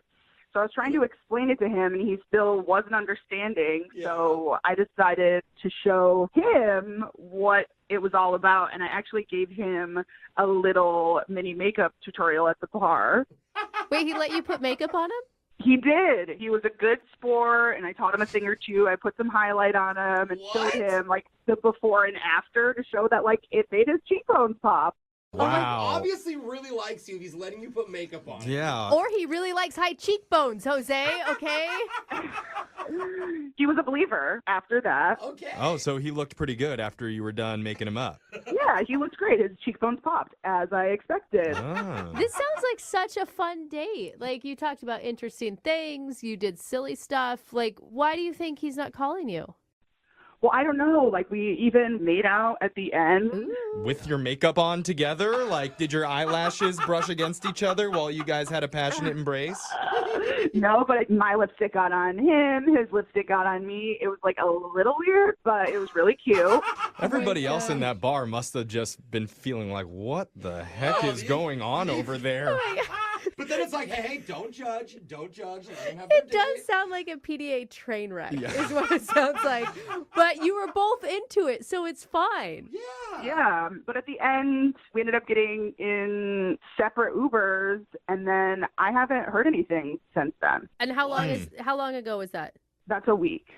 Oh man, he hasn't called you back at all? Yep, typical Leo. Yeah. One date and then you're probably too old for him, but I guess we'll find out for sure. We're going to play a song, and when we come back, we'll call Leo for you and get your second date, all right, Jessica? When you think of the greatest artists the world has ever seen, you think of names like Rembrandt and Picasso and Jim. Good old Jim. Sitting in the park, sketching naked women. That's what Jim is known for in the art world. Am I right, Jim? That is so not true. Hey, don't worry, Jim, look, I would rather look at anything that you've sketched than what other crap Rembrandt and Picasso are doing. Oh, man, that You was think those crap. guys have a website? I don't think so. Yeah. Okay, thank you, but I want to correct the record. I do not draw nudes. Maybe that's At the least problem. Not for public consumption. Okay. I mean, Well, I want to see some of your private collection then. I'm really We interested can in that. talk offline. All right, cool. oh my Okay. God. Only Take you care of guys that. are pervs about nude drawings. What is wrong with you? Why am I talking about Jim being an artist? Well, we talked about his date that he went on with a girl named Rebecca. He wants to call her right now for a second date. They met at a park because they met on Tinder and he wanted to meet at a public place. And during their date, he showed her some of the sketches that he does and then offered to sketch her. And that's when she seemed to get kind of weirded out and asked to leave. And she hasn't talked to him since. And that's the only thing you can think of that went wrong. Yeah, that's the only thing that comes to mind. I thought it went really well, actually. And you said that she was like an adrenaline junkie. I mean, maybe she was looking for somebody who can do those type of activities with her. Yeah, I mean, maybe, but it's not like I said that I wasn't willing to do that stuff. I mean, I Okay. would go bungee jumping or whatever. I would be into that. Okay. All right. Okay. Well, I'm going to dial the phone number right now, get her on the phone, and see what went wrong, okay? Okay, great. All right. And hey, if this doesn't go right for you and she doesn't want to go on a second date, don't worry. I will be your muse. If you need to sketch anybody, Jim, you can sketch me. No, dude. I will be your Mona Lisa. Okay? Okay. All right. Here we go. I'm going to dial her phone number right now. Here we go.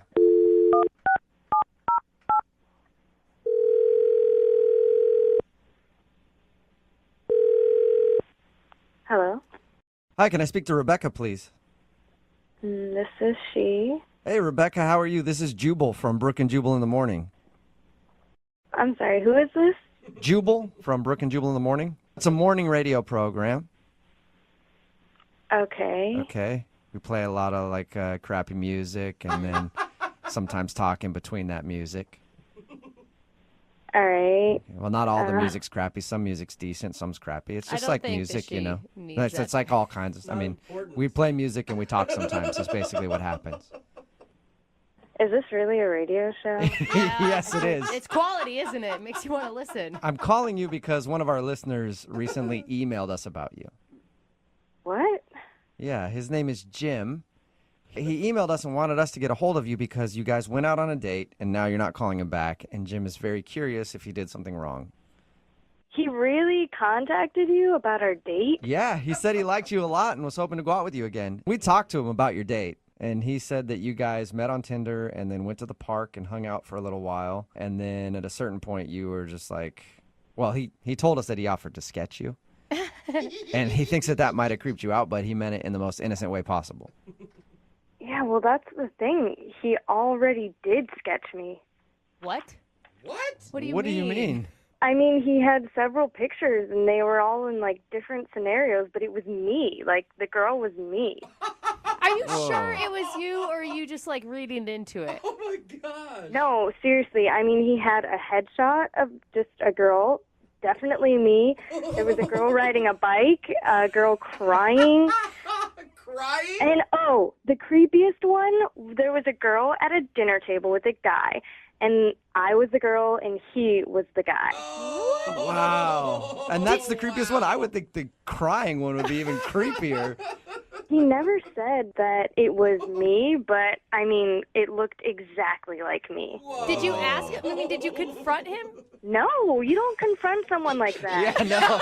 I would have done the same thing. I would have just been like, all right, well, look at that. Look at the time. Jeez, time flies, huh? And I would have been out of there, too. Are you sure that it was you? Like, no question in your mind. No question, yeah. It was definitely me. Is there any like distinguishable feature that you have? Yeah, I have freckles, and he drew the freckles on the girl's face and everything. It was creepy. I thought it was really creepy him asking to sketch him in the first place. And then actually showing you pictures that look like you is way worse. Oh, come on, give this guy a break. Like, obviously he's nervous and he didn't go about it the right way, but he's probably just trying to impress you. In a park? With sketches of me? He sounded well-intentioned. Yeah. Yeah, the whole thing was just way too creepy for me, and I couldn't handle it. That's understandable. You know what else is creepy, Rebecca? Jim is actually on the phone listening to this conversation and wants to talk to you right now. What? Yeah. I'm so sorry that you thought that was creepy. Oh, this just I'm isn't so normal. sorry. This is not normal. Those are not sketches of you. I'm so sorry. What do you mean they weren't me? They looked exactly like me. I mean, a lot of those I drew before I even knew you or, like, met you or saw you or anything. I mean, if there's a resemblance, it's totally a coincidence, I swear. The freckles? What about the freckles? Yeah, I don't know. I mean, maybe, like, I think freckles are cute, and I was drawing a girl with freckles, and then I saw you, and you maybe, like, you looked like something I had in my head already or whatever, but... Jim, are you sure you didn't sketch pictures of her before meeting her? No, definitely not. I mean, you know, like, you see images, and, like, if I had seen her face, maybe that worked its way into a drawing or whatever, but I swear I was not sitting at home, like, full Silence of the Lambs, like, sketching from your Tinder picture. Like, I swear to you. Come on, give him like the benefit of the doubt here. I think he sounds like a nice guy, and obviously he'd be attracted to you if he was drawing women who kind of looked like you before he even met you. I don't think I think the same way. This is just too much of a coincidence that we're on our first date and he shows me pictures and the girl looks just like me.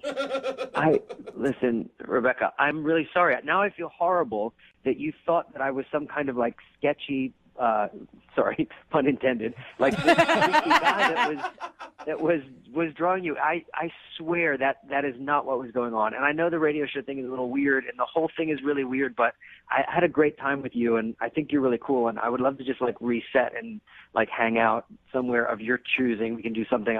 No sketchbooks, like, just hang out. I'm really sorry about this whole thing. It's so weird. I'm sorry.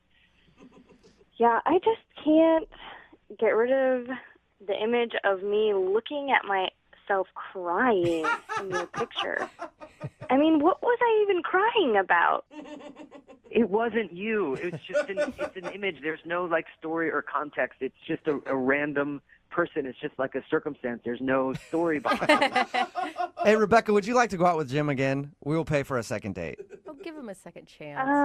I don't think so. I'm sure he's busy drawing other girls on Tinder. Oh my Are God, you sure? you're Is so there any into way? him. Is there any way that he could prove to you that these drawings aren't of you? Maybe you want to see him again. Like, you guys could go out to a restaurant. He could show you the pictures again. You can look at them and maybe dissect them a little more. Maybe it was just in the moment.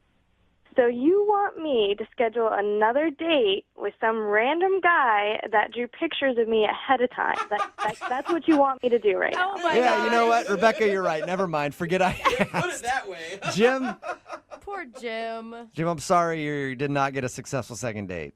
I knew I should have left the sketchbook at home. It's Yeah. just like, Yeah. Maybe in the future do that. Leave the sketchbook at home. There will be a woman out there that appreciates your talents, Jim. I'm sure there will be.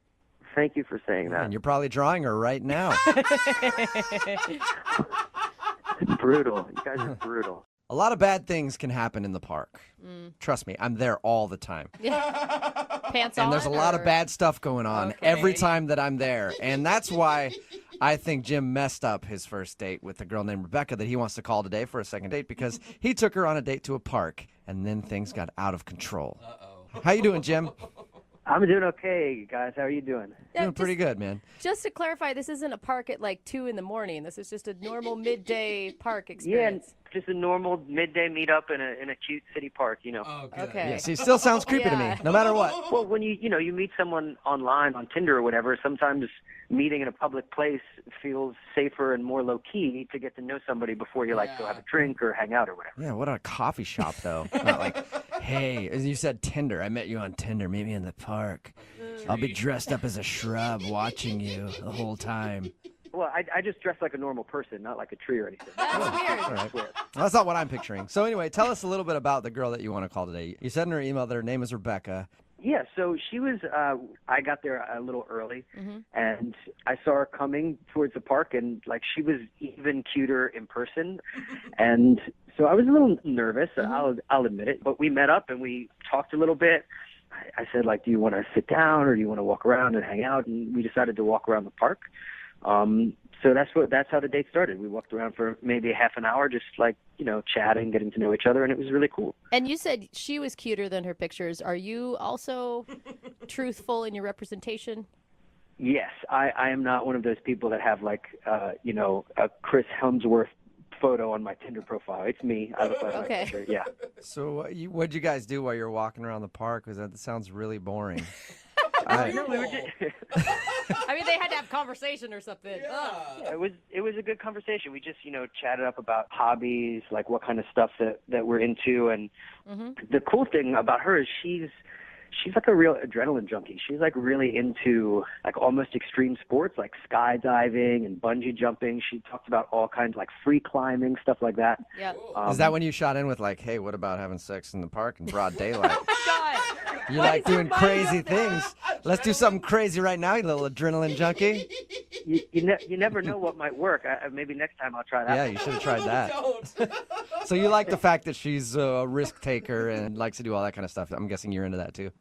Yeah, I thought it was cool. I mean, I've never done any of those things. I'm more of like a low key, like just like sit by a fire and drink a beer, hang out kind of outdoorsman. But yeah, I would be down for it. But I thought it was impressive, like that she's into that and obviously, athletic and sporty. And I thought it was cool. You weren't intimidated at all by that? I wasn't intimidated, but it made me feel a little boring. Do you know what I mean? Like, because I couldn't really match her with my experiences. But one thing that I do have going on that I'm pretty proud of that a lot of guys don't is that I'm a pretty good artist. Like I work sort of semi-professionally doing illustration and stuff. Oh, cool. Awesome. And I had some drawings in my bag and I was like, oh, well, she's into this cool thing and maybe she would think it would be cool if I showed her some of my art. So that was sort of my, just like try to match her with impressiveness move. Was she impressed by your art or did she laugh at it and tell you it was terrible? No, she didn't laugh at it. I mean, it's hard to tell. It's not like doodling. Like I went to school, like I'm a pretty good drawer, and I was showing her a bunch of pencil drawings that I had done that she seemed into, and I was a little nervous. And if you wanted to say like, is there anything that happened that maybe made the date go a little bit of south? I did. I was like, yeah, like I really like sketching people. Like I could sketch you sometime. And she was like, no, that's okay. Yeah. Did it creep her out, you think? Well, yeah, because suddenly I was like, oh my God, she thought I meant like nude, like figure drawing, like nude sketching, which is not what I meant at all. Like I do these little like 5-minute quick sketches of like people. Yeah, I feel like if you showed her your stuff and it was pretty good and it wasn't nude drawings, that'd be jumping to a conclusion to be like, this guy's just a pervert and wants to sketch me nude. I don't know. I mean, I immediately was like, oh no, I didn't mean anything weird by that. Like, you might have seen like on TV nude drawing, but that's not what I was talking about. It would just be like it'd take like 5 minutes, and we could do it like right here in this like cool place in the park. And Did she laugh at all? I mean, it sounds like an opportunity to have like a good chuckle about an awkward moment. yeah, she didn't laugh so much. Okay. What did she do when you told her that you She could? was just like, no, that's cool. That's okay. Kind of how it went, and I was like, okay, that's awkward. All right. Yeah. So is that why you think she's not calling you back, because you offered to sketch her? I mean, that's the only thing. I thought we sort of hit it off, and we walked around a little bit more after that, and then she was like, oh, I got to go, and I was like, oh, do you want to get a drink? And she was like, no, I have to go, and I was like, it's not. This didn't get weird about the sketching thing, right? And she was like, no, I just have an appointment, and then she left. That's when you should have whipped out your papers and been like, let me sketch you a drink before you leave. That's a good move, I think. That's not a bad move. I filed that one away. Yeah. So she said no to a drink and left, and is that the last thing you've heard from her? Yeah, I messaged her a couple times, and I thought we hit it off, actually. Like, it was pretty low-key and chill, and I'd love to see her again, but she hasn't gotten back to me. All right. Well, we'll play a song, come back, call her, and get your second. If you're just tuning in for today's second date, we've got Jocelyn on the phone. And Jocelyn walked out on her date, Grant, halfway through dinner because she's pretty sure she may have seen him possibly buying drugs over by the restaurant bathrooms. And if I've learned anything from the DARE program, it's that drugs are bad? That DARE program didn't Sorry, work. I wasn't. It really they may have didn't. changed it since I was in it for however long ago that was. But anyway, Jocelyn ditched him after that. She hasn't responded to any of his calls or texts yet. Instead, she wants us to reach out to him and figure out what was really happening that night. So, Jocelyn, are you ready to do this? Yes, I'm ready. And, he could have been selling drugs, too. Could have been the other way around. Maybe he would have paid for your dinner, Jocelyn. You just didn't get him a chance to do it. I don't think that's better, just so you know. Okay. I mean, I think this will be good because you'll be able to hear him talking to us and you'll be able to tell if he's lying or not. Unless he's on drugs. Yeah. It's true. People on drugs are usually not very smart, Jeffrey. You would know. Okay. All right. So we're going to call Grant here in a second. Are you ready, Jocelyn? I'm ready. I'm up for hearing him out. Okay. I'm going to dial the phone number right now. Here we go.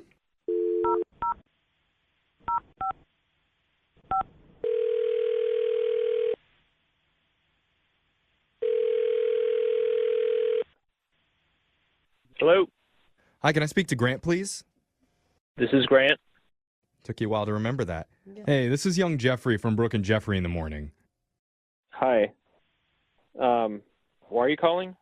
We're hoping you could sell us something. No. Information. Yeah, we need to know something. Yes. Sure. Sorry. Nice. Yeah. Sorry, Grant. We're doing something called the second date. Have you ever heard about that before? I mean, yeah, maybe. That's solid. Mm-hmm. We'll take it. Well, better than most people. Just as a reminder, in case you haven't heard it, it's where if you go out with someone and then afterwards you can't get a hold of them, we'll call and try and figure out why. All right. This one's kind of different, though. Yeah. The weird thing is, in this scenario, you are actually reaching out to the person. So it's a little bit backwards. Okay. Yeah, the person... Am I not being clear? No, the person who ditched you, Grant, contacted us. They haven't been contacting you. Right. As you can tell, this is confusing. Okay. A little bit. The whole point is, do you know what we're talking about? Do we know what I don't we're know what I'm talking about. He's like, am I high? I think I know what you're talking about. Is it Jocelyn? Yes. See? We did it. We got there. You get me, Grant. I probably would have gotten there a lot quicker if you just said her name at the beginning. Yeah. Okay, you're right. You're right. You would think. The thing is, Jocelyn wanted us to reach out to you because we want to know what happened from your perspective on that date. Yeah, I've been trying to call her to ask her about it, but did she tell you why she left? She kind of hinted at it, but I think it would really help us if we got your perspective on what happened first. Okay.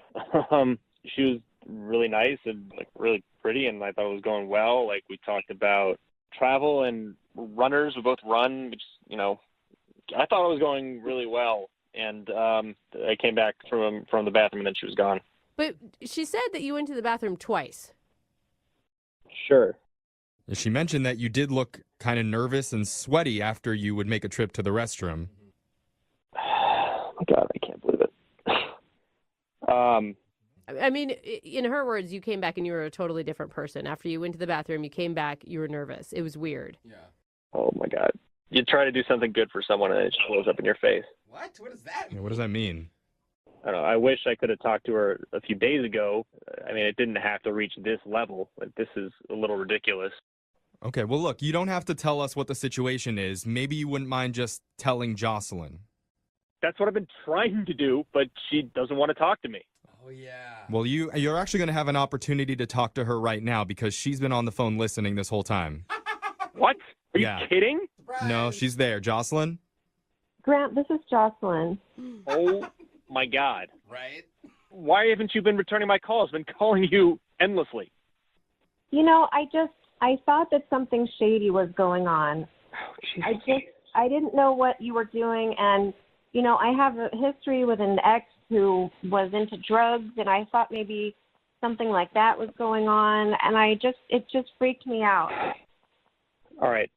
I mean, if you had answered your phone, I could have explained this. Just like it could have been between us, and there couldn't be, you know, like a radio station involved. Like this. Wait, was it drugs?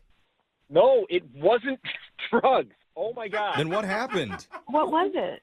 Look, okay, our friend that set us up mentioned that it was your birthday, and I was like talking to the waiter. They were going to come and they were going to give you a cake, and I had to go to the back because they didn't have candles, and so I had to tip him to go get the candles, and they were going to do something nice for your birthday. It was going to be like a whole cake and candles, and they were going to sing, and it was going to be great, and you left. That's why you were Oh my nervous. God. You were paying a waiter to give her a birthday cake. And give her candles for the cake. No, they didn't have candles. Like they had to go out and get them.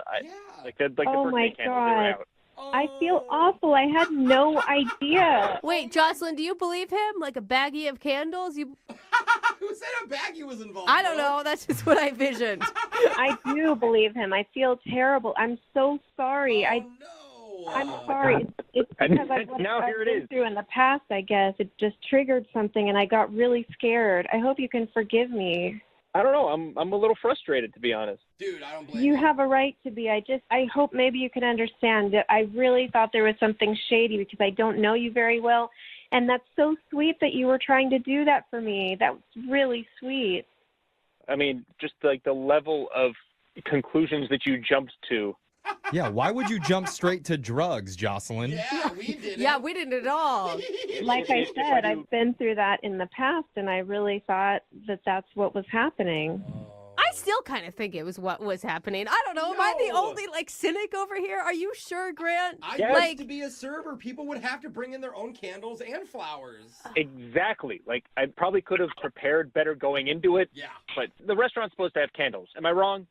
Not all of them. It depends. I guess. I mean... All right. What color candles were they?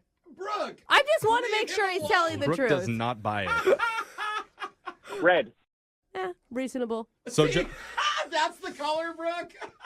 so Jocelyn, you believe him. You really believe that it was... I do. I really believe. I'm glad I'm hearing this now. I feel really bad.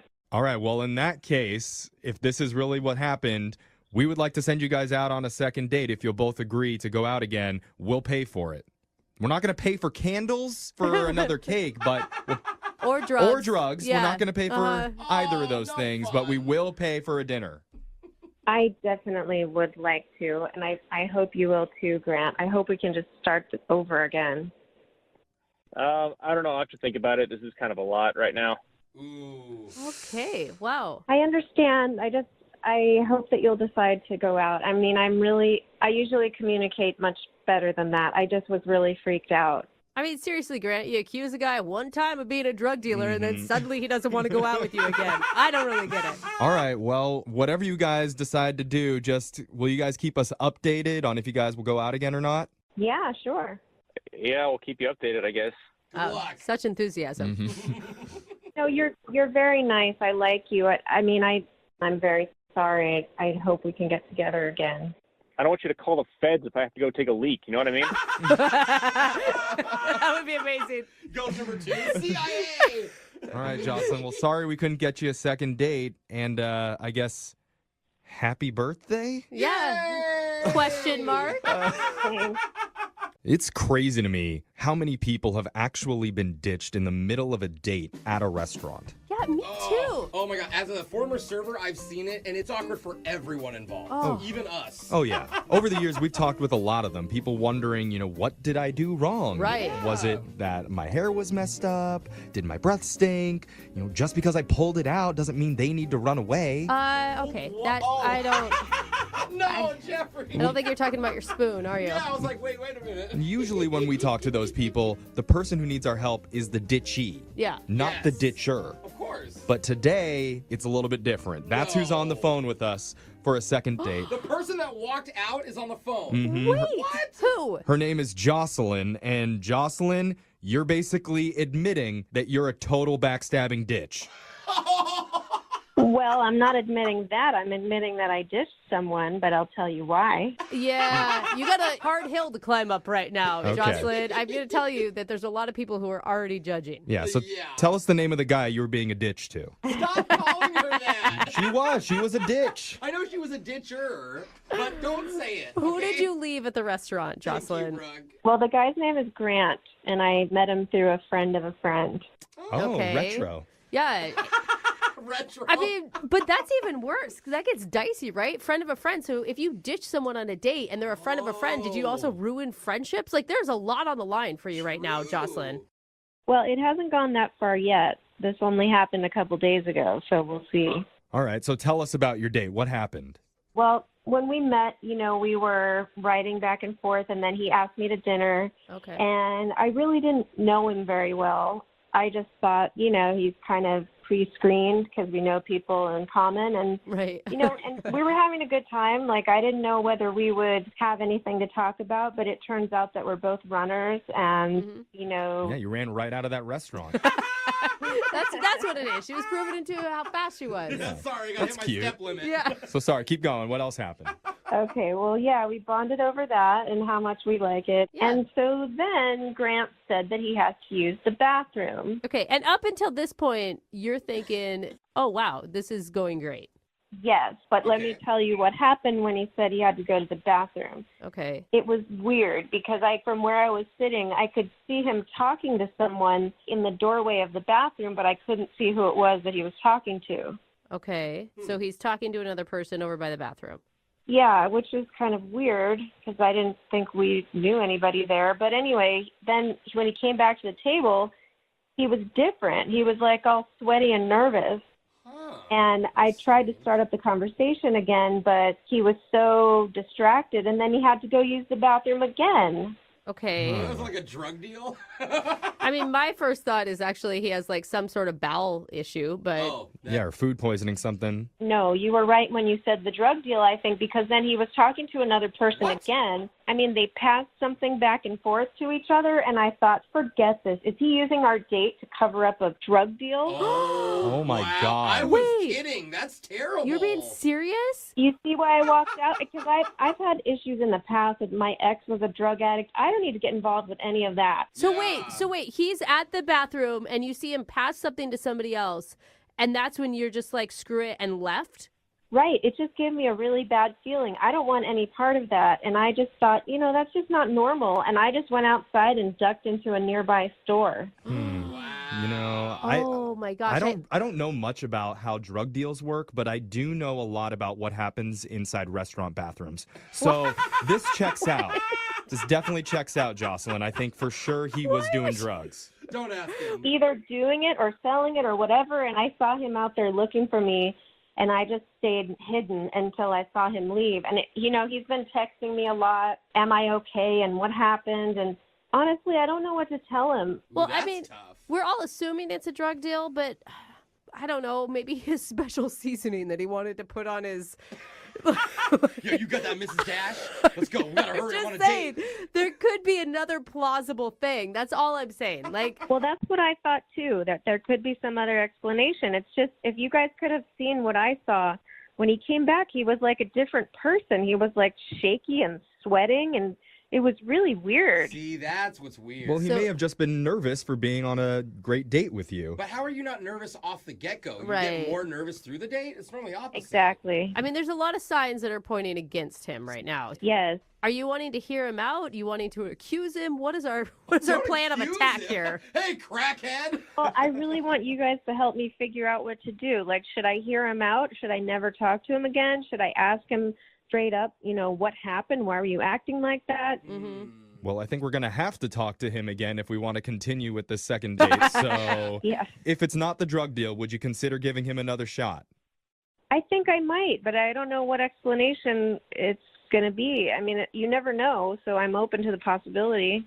All right. Well, we're going to play a song, give this guy a call, and then get your second date, okay?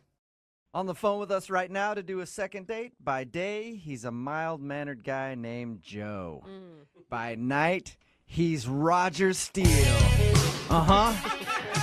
That's right, Roger Steele, stripper extraordinaire. Dropping those buns and collecting those ones. Roger Steele, shaking his hips and collecting those tips. Roger Steele, pitching a tent and paying his rent. Ladies and gentlemen, welcome back to the phone, Joe, a.k.a. Roger Steele, the stripper. What's up, man? Are you? Hey, we need to hire you to DJ our gigs, man. That was a really good intro. Dude, I'll come along with you to any of your gigs that you want. If you're just tuning in, Joe wants to do a second date. He is a male stripper. He was working a private party and met a girl that he really liked named Jessica. They ended up talking and kind of messed around a little bit. They made plans to go out, but he never heard from her again. So he's wondering why she's not calling her back, and we're going to get her on the phone right now. All right, Joe. By the way, have you hooked up with a lot of people at bachelorette parties and stuff? In all honesty, in like the 3 years I've done this, I've hooked up with like less than 20 women. Oh, okay. What's going on, man? Get a little action in your life, okay? This is the first girl I've met in a really long time that I felt like I had a really strong connection with. And did you tell her that? Because if I was a person who was hooking up with a stripper, I would also think I was one of many. No, I did. I told her I would love to see her again. I think we have something special. Plus, I've called her and texted her, so, I mean, it should be pretty obvious I want to see her again. Yeah. All right. Well, I'm going to dial the phone number right now, see if we can get her on the phone, okay? Okay.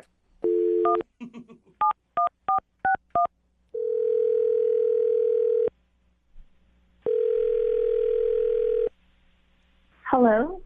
Hi, is this Jessica? Yes, it is.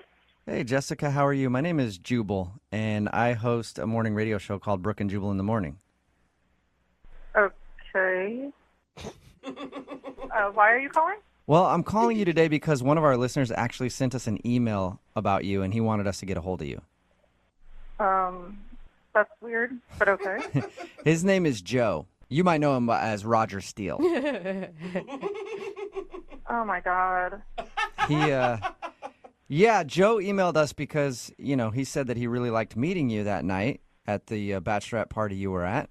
And he's wondering why you're... Oh, my God. I know. And, I would be freaking out if I were you right now. He's wondering why you're not calling him back. He says he's tried to get a hold of you a few times and has heard nothing. Oh, my God. He called you guys?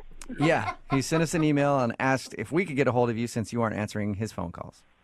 That is so weird. Why would he call you? Well, it's a regular segment that we do on our show. It's called The Second Date. So Joe just wanted us to ask you the question. Why aren't you calling him back? Wait, what did he tell you? He just said that What did he say? He said he met you while he was working at a bachelorette party, and you guys talked for a while and hung out, and he was hoping he would see you again. That's all he said? Yeah, pretty much. And he added that he really, really liked you a lot. So is there a reason that you don't want to call him back? No, I mean, it was just a crazy night, and I got caught up in things, and that's that. Like, I'm good. I don't need to I don't need to remember that. That's fine. You don't need to date a stripper, is what you're saying. Is what I'm hearing. No, it's not because of what he does. It's just, look, it was just a really crazy night, and things got out of control, and I got caught up in like the whole bachelor party spirit, and yay, my friend's getting married, and I just I did stuff that I just never ever do, and I'm good. I don't want to discuss it. Well, he told us that you guys didn't hook up or anything. He said you guys kissed and kind of messed around and did some other things. Yeah.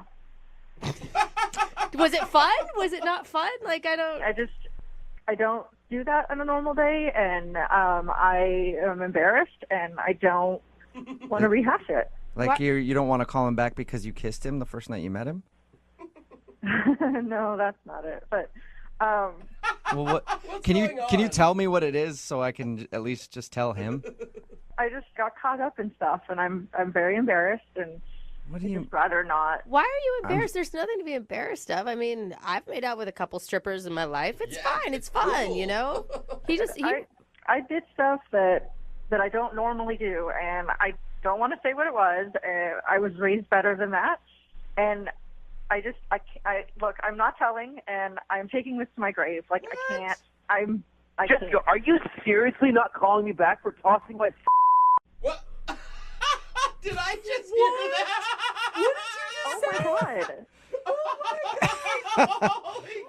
Oh my god! Who was that? That's Joe. Joe's actually on the other line listening and wanted to talk to you. Oh my god! Not going to the grave anymore. Why would you say that on the radio? What is the matter with you? Well, oh my sorry god! for butting in, but I thought it was cool. I bet you did, bro. I think a lot of Don't be embarrassed about it. It's okay. Like, oh my god! You're on the radio announcing it to the world. Are you serious? Well, not the whole world. We don't have that many listeners, Jessica. I wouldn't worry about it.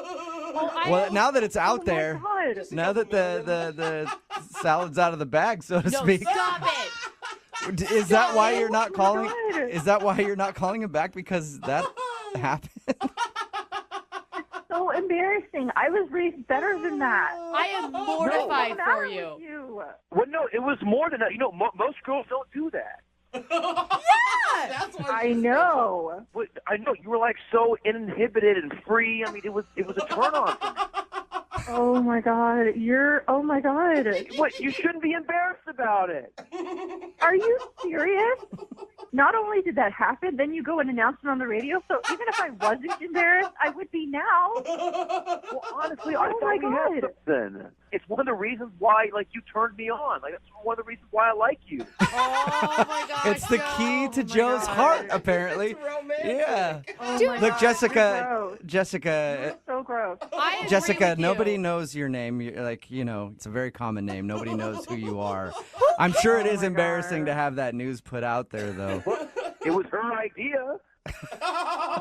Oh my god. Joe, do you not know privacy? Like, there's just some things that you don't share. Like, you shouldn't even be telling your friends those details, let alone us. You know what? This is what's wrong with America. People are so uptight in America with sexuality. In Europe, this would be no problem. Everybody. Oh my god, move to Europe then. We don't need you here. I think I want to move to Europe now if that's just happening left and right. Oh, I feel so bad for you, Jessica. Jessica, Oh, girl. okay, so you did something that you regret. We don't have to recap what it was again. Is that the only reason you're not calling him back? I mean, did you think he was a cool guy? I was drunk. I obviously thought he was a cool guy, but now, I mean, sober, better judgment. Oh my god. You are quite the giver. You really are. Oh my god. Jessica, we had a strong connection. It's worth doing this again. Gosh. I was drunk. We're humans. We have urges, and we let our urges take control that night. And that's not necessarily a bad thing. We can try so many different things. That's just the beginning. Oh my god, you're not funny. I don't think he's I'm not trying to be funny here. I'm trying to explain to you that it's okay to use your body like that. Like, you're a sexy person. I'm a sexy person. We can make this work. All right, well, then let me ask you, Jessica, would you like to go out with Joe? Oh, We will pay for a second date. Please say yes. Yeah. Oh, hell no. There is No. no way in hell. Oh no. Okay, all right. Okay, let's not a formal date. Let's just grab coffee. Let's start there. Coffee, anything, Jessica? No, I'm good. No? Yeah. All you can eat salad bar? Okay, that's enough, Jubal. You She set it up gets it. there. You know what would make the second date better? What's that? Rock hard abs. That's right. You've Some been- rock hard abs, maybe a spray tan or 6, and a stripper with a heart of gold named Joe. That's what I think would spice up the second dates just a tad. And looks like we're in luck because on the phone with us right now is Joe.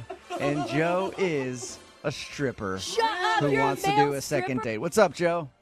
Hey, Brooke and Jubal, how you guys doing? Good. You ever have an intro like that when you're taking the stage, buddy?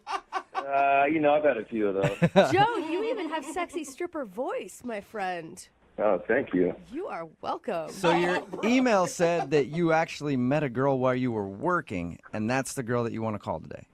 That's right. Tell us how that. Isn't that like unprofessional for you guys? Occasionally, if there's some extracurricular activities, we don't mind. But Oh, okay. So you're telling me like all the girl strippers that I've met are using that just as an excuse. Yeah. Hey, you maybe want to meet up later? Oh, it's very unprofessional if I do that. So you guys can pick and choose. yeah, we do actually. Nice. I would never honestly believe that a stripper truly liked me. Hey, you never know until you try it, right? Yeah, I guess. How do you even Gotta hit go on a for it. woman without her thinking that you just want tips? I mean, that's the hard part. I mean, that's why I contacted you guys. Okay, and the girl who you want to call today, what's her name? Her name's Jessica. How do you even hit off like a conversation or get somebody's number when you're in the midst of 15 girls at a bachelorette party?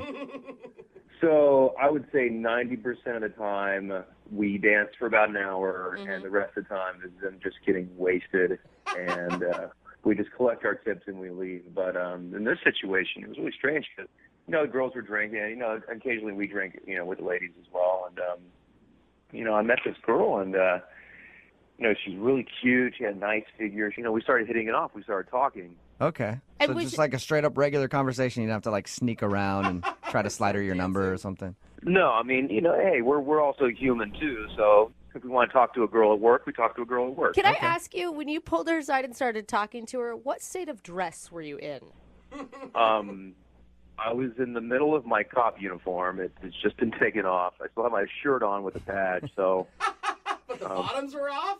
Well, I mean, it was cold. If I'm going to talk to a girl, I'm not going to be completely undressed. Yeah, the best way to talk to a girl is always shirt on, no pants. Everybody knows that.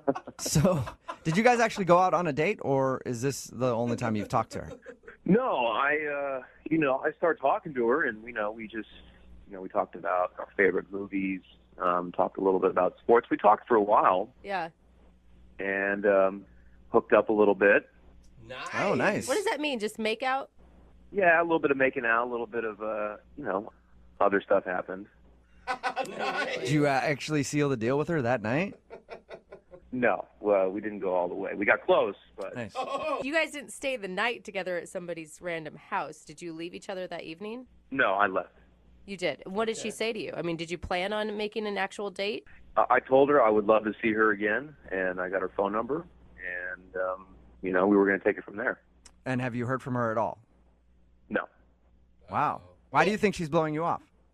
I mean, I don't know. I mean, she might have been embarrassed by it, because her friends were there. I don't know. So my question is not why you think she's blowing you off. Why do you think that she wanted to date you to begin with? Not to be mean. Right. No, I understand. No, we had some really good conversation, and she was just different. I meet a lot of girls. And she was the one girl that can actually carry on a conversation without putting her hands all over me. And I felt this really strong connection between us, and that's why I wanted to ask her out. Okay. Have you haven't heard anything from her at all? How many times have you tried to get a hold of her? I mean, I've texted her, I've given her a call, but no answer. Okay. Does she know you? Does she know your real name, or does she just know your stripper name? That's a valid question. It's just a funny I question. gave her my real name. Okay, because I've made out with a couple strippers and I never knew their real name. Joe, what is your stripper name? My stripper name? Yeah. Because You want me to tell you guys? Yeah, I want to hear just what it is. I'm just curious. Roger. Roger. What kind of stripper name is Roger? What's It's the like last being name? like Is there Frank. like a good last name to it? What? Steele. Steele. Roger Steele. Okay. The last name is good. The first name, I was like, I don't picture a lot of girls like, oh yeah, Roger. I was hoping you'd say like diesel or something, you know? All right, well, we'll play a song, come back, call her, and get your second date, okay? Thanks a lot. I really appreciate it. We recently got an email for a second date from a guy named Joe. Cool. Joe knows that his romantic encounter didn't go perfectly. Okay. He also knows who's to blame for that. All right. He's blaming it on a baby. What? That is not. I thought we would be self-aware here. Now, Can you Joe, blame anything on a baby? I get it, dude. I can't tell you how many emails we get from listeners whose dates have been brought down by a rogue baby. It's a rogue baby now, like a baby that just came out of nowhere. So many rogue babies out Wow. there trying to ruin love. So what's going on, Joe? You want to fight this baby or what? The baby ruined my chances, I think, with this girl I met. Wait. Hold on. Was it her baby? Well, hold on. We'll get to the selfish baby in just a second. Why But am I first, tell us about the girl that you want us to call. What's her name? Her name is Tara. Okay, and how'd you meet her? It's kind of a funny story how we met, actually. It usually never is. So, I met her at a bowling alley. a bowling alley? Yeah. Okay, Jeff. Good one, yeah, man. That Loved is it. some sarcastic humor Oh, right okay. there. Sarcastic laughter. All right. Sorry, go Sorry. ahead, man. I'm in a bowling league for a long time with my buddies, and we get together every week. Good fun, laughing and joking. Mm-hmm. And my buddy Murphy, we call him Murph. Of course, Murphy's in a bowling league. Yeah. Yeah, Murphy's a riot. He was telling me a joke while I'm waiting for the ball to come back and the ball return. And all of a sudden, I was distracted for a minute. The ball came back really hard and smashed my fingers right up against the side of the return. Oh my God, I can feel that. I can picture Oh it too. my God. That's the worst. I just grabbed my own hand. Yeah. And my pinky got bent a little. It just was starting to swell up. Wow. I can imagine. Yeah, your entire career of bowling flashing before your eyes. So where does Tara come into the picture? So I had to tell Murph and the guys that I couldn't bowl anymore and I had to get some ice. All right. So there was a long line at the bar, and there was this lady in front of me, and I needed to get ice really bad, so I asked her if she wouldn't mind if I could get in front of her. Yeah. I mean, I think it's totally reasonable that you would cut to the front. Yeah, and she was just really cool. We were just talking for a while after I got my ice and getting to know each other. Yeah, you always got to reel them in with a little injury. Yeah. Yeah, women love a guy that's in pain a little bit. And then they're like, let me take care of you. That's right. I like what you did there, Joe. Very smooth. She seemed very, very nurturing. Yeah. Did you ask her out, or was this your guys' like date hangout? Well, I couldn't go back to bowling, and, Right. I was getting a little hungry, so I said, hey, Tara, why don't we grab a burger right here at the diner inside the bowling alley? Wow, Tara, look at that. We're both in a restaurant together. I can't hold the burger, so Yeah. maybe you could feed it to me. Because my hand is in so much pain. You lick my pinky? That would have been a great idea. I mean, I didn't even think of that. So what did you guys do? Just ate together? Yeah, we went into the diner. We sat at a booth, ate together, joking around with one another. It was going well, is what it sounds like. When did it go wrong? Well, this is where the baby comes in, right? Yeah, the baby. Rogue baby. Yeah, there's this cute little adorable baby in the next booth making faces at me as we're eating. And I don't have kids, but I love kids. So I started making these silly little faces, sticking my tongue out at the baby. Yeah, that's adorable. Yeah, I thought it was. What did Tara think? She wasn't doing the same thing I was doing. She wasn't making funny faces. Maybe she didn't speak baby talk. I don't know. No, that's the problem. Translation issue with the baby. Yeah. She's not bilingual. I mean, that doesn't sound like it would ruin anything, though. I don't understand why that's so bad. Yeah, but I did encourage her to interact with the baby, but she said no chance. Yeah. That's a little bit strange there, Joe. It's a little awkward, but Hey, your turn. like most women that I know, when a guy is interacting with a baby, your immediate thought is, oh, he has nurturing instincts, Or right? in my case, I'm like, weirdo. Well, maybe that's what she thought. Maybe it was more like Jose. Yeah, too nice. I mean, who can't, at least smile or acknowledge a cute little baby that's like a foot away from you? Yeah, but sometimes guys like you and I, like I was trying to say, get too excited, and then it gets into Yeah, okay. that's true. I do kind of go overboard sometimes, and I almost ask the people there if they would let me play with the baby, but I didn't ask that. But Okay, good. That's not even I do So that, bro. creepy. A random Yeah. dude in a bowling alley gonna play with your baby. Can I borrow that human real quick? It Thanks. sounds like you did one thing right by not asking that. So how did this all end? well, at this point, I went back to my buddies at our lane, and then she went back to her friends at her lane. We were like 3 or 4 lanes apart. Ooh, that could be good or really awkward. And I waved to her once, and then she was getting ready to leave with her friends before we were leaving. So I quickly went over to her and said, "Hey, Tara, I enjoyed talking to you, and maybe we could exchange numbers and meet up sometime." So we did. We exchanged phone numbers. So I thought at that it was a nice ending to a funny little awkward story of how I met her. Your pinky got you a number, dude. All right. How weird, but It's I the get tiniest little wingman ever. So you've reached out to her since then? Yes. Okay. And nothing. That's weird. Why would she give you her number? And it's really her number?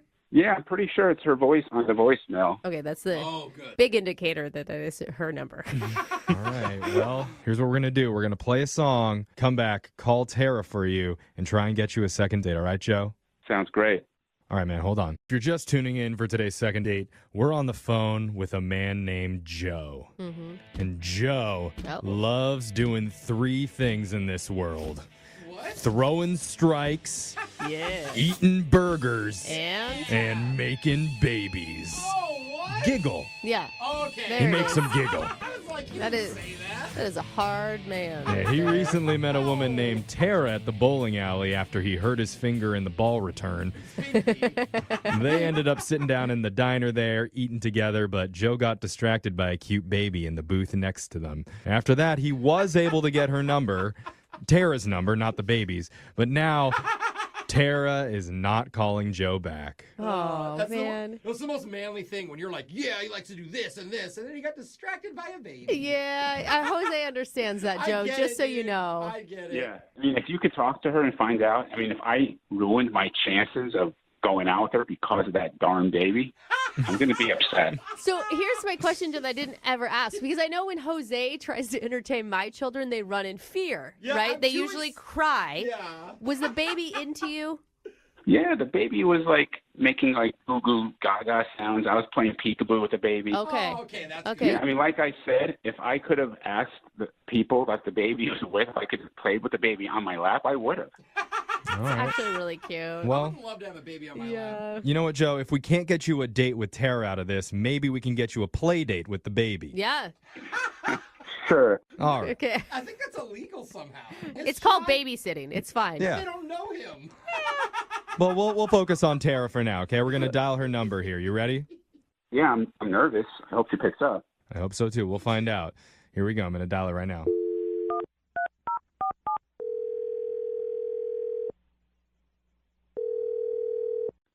Hello, Hi, can I speak to Tara, please? who's this? This is young Jeffrey from Brooke and Jeffrey in the morning. You have a moment to talk? Okay, Is that okay with you? what's this about? Well, we do something on our show called a second date. That's where if you go out with somebody and afterwards they're not calling you back, you can reach out to us and we'll give them a call and try and figure out the reason why. Yeah. And the person that reached out to us about you, his name is Joe. Oh, Joe. Right. Yeah. Okay. You met him at the bowling alley. He had that Yes, and then at the bowling alley. career-ending pinky injury. Yeah, he had an epic pinky injury. Oh, epic. Epic. I don't think those words have ever been put An together. epic pinky injury. Injury for the ages. He told us a lot about your night together, and he had a lot of positive things to say. He said that you were very kind and very nurturing. Mm-hmm. He also mentioned that you guys went into the diner and sat down for a bite to eat. We did. I love that diner. Ooh, good. Did you have a good time? Yeah, it was good. I mean, look, he's a good guy. He's kind of cute. You know, I enjoyed the time I had with him at the diner. Okay. He also told us about the baby that selfishly butted in. Yeah, that was the most strange interaction I've ever seen. The most strange? The thing was that the baby's whole face was covered in snot and like it was gross. Like, you know, they get those bubbles out their nose and he was breathing heavy and yeah, and the parents didn't seem to care. Just like eating a chili cheese fries, like not paying this kid any attention.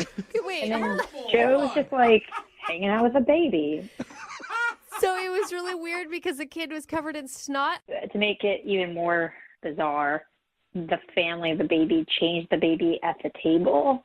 And he just kept playing with it. Like, as the baby's being changed, he was just playing with the baby. And I kept saying to Joe, like, stop it, stop looking at the baby. And he's like, don't worry, the baby likes it. He likes being changed. Okay. So wait. So it's not so much that he was playing with a baby, it's that he was playing with a dirty baby. That's what bothered you the most. Dirty baby, gross. So that's the reason you're not calling him back? I mean, he seems like a good person. He definitely comes from a good place. Like, he has a good heart. I could tell that about him, but I don't know. Well, you know, I know Joe would really like to talk with you about this because he's been on the other line listening, and he's heard everything that you said. Wait, what? Yeah. Hi, Tara. Oh. That's Hi. Joe. Oh, my God. I had no idea that you were on the other line listening this whole entire time. Yeah, I've heard everything, and so you don't like babies, huh? What? No, it's not that I don't like babies. I don't like dirty babies and people playing with dirty babies. No awareness. I was making funny faces at the dirty baby. It's not like the baby was in my lap. I think we should stop calling it a dirty baby. Please, it sounds terrible. It's kind of funny, though. I'm sorry. Rogue baby was better. Yeah. I've had 2 dirty babies. It's fine.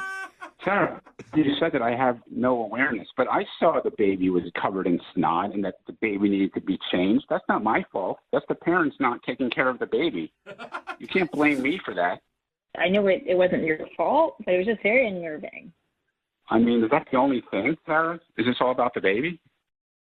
Well, there was kind of something else. What? What? Well, okay, so you asked for my number, and I was kind of on the fence about giving it to you. Like, I was thinking, well, okay, maybe we could hang out. But then when we were back at our lanes, one of your buddies, I think his name was Murph or something or other, he was talking to one of my friends, and he said some very incriminating information about you. How is this just... What did he say, Murph?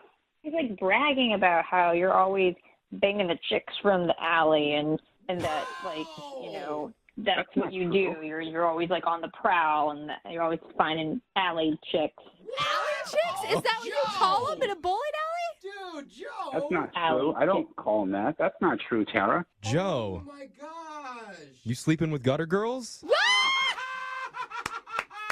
Can't they be like ball babes or something instead? You sleep with the Ballbusters team? Yeah. No, listen, that's okay. Look, if I'm being completely honest with you right now, I mean, maybe I slept with seven women that I met at the bowling alley. Why so specific right now, Joe? Why would you do that? It's definitely 7. I don't know that we needed to say that. And when I think of the type of women that normally go to the bowling alleys, it's not like the young, cute girls. It's usually the senior citizens that are on the bowling squads. Hey, don't be judgy, Jeffrey. There's nothing wrong. If he wants to be with, Mildred and Edna and Bernadette, that's totally his prerogative. Oh, you'd be surprised. There's a lot of young action going on at the bowling alley. A lot of hot young action. Oh. Hot young action. Well, I guess bowling more often. You and Murph know. Wait. Excuse me, you're saying that there is hot young action? So you're 110% saying that what Murph told my friend is true. Well, I didn't sleep with all of them. I mean, we did a lot of other stuff. What? Second and third base stuff. I wasn't really including that. Joe, stop! You don't have to go into details, man. You are digging your own grave right now. What are you doing? I mean, actually, there's a spot behind the video games where if you are in a certain angle, no one will see you for hours. What? Gross! You're doing it there? No, Joe! No! You're supposed to be telling her how great she is and why she's different than all the other gutter girls or whatever you call them. Look, I mean, I'm just being completely honest with you and just get everything out in the open. I mean, this is me. This is the real deal. Oh, wow. Well, I am so glad because it was just, dirty baby was one thing, but now gutter girls and alley cats, I'm not interested in that kind of behavior. Hold on, Tara. Before you go jump into conclusions here, we would love to pay for a second date for you and Joe. I'm not interested. I don't even like bowling that much. It was like my friend's birthday. So I'm going to say no and stop this right where it is. Well, I'm sorry, Joe. Yeah, you were honest. Tara's not interested. That's fine. I mean, I don't care. I'm sure there will be another one next week. Now, do some stuff with them behind the video games. I don't care. Oh my God. Gladys is going to love that. Real classy, Joe. If you're just tuning in for the second date, we're on the phone with Joey. And look, we've heard some weird first kisses before doing this segment, but this one might be the strangest. Aww. Yeah. I mean, you have to picture a cell phone flashlight, a little light romantic music playing in the background. Is there music? While you're surrounded by old Chinese food inside a dirty dumpster. Yeah. It's like my apartment. Do you smell that? That smells like love. That was definitely not Chinese food. Yeah, that chow mein is bad. Love mixed with Szechuan sauce. And she was leaning over the dumpster. He was inside of it, covered in crap. And they Frenched. Dude, They Frenched in the moonlight. I think making it better. I feel like it's a perfect analogy for this year. Yeah. You know? I'm assuming, Joey, that you Frenched her. Or did you Chinese her? I don't know what the protocol is in this situation. What? There's some French. There was some French? All right. Okay. You guys are making fun, but I think you're right. Joey, I'm with you. I think it sounds romantic. Yeah. Okay? If you I don't, do. If you don't know what I'm talking about, Joey told us he had his first kiss with a girl named Taylor inside a dumpster because he tossed his leftover Chinese food into there and forgot his credit card was in the to-go bag. He was so happy when he located it, he kissed her in the dumpster. But now she's not calling him back, and we don't know why. Or do we? No, we don't. They kissed again. I think it's... This is going to be a weird question, but do you think she may have met someone else while you were in the dumpster? What? No. It's a good opportunity. Some guy walked by cleaning the street. I- Ooh, upgrade. I know. What's It's a up, weird big question. boy? I mean, Picking up gum off the street? Get over here. you can only go up. Only go up. But here we go. Let's call Taylor, and we'll find out the reason that she's been blowing you off lately. Okay, you ready to do this, man? Yeah. Okay, here we go. I'm going to dial the number.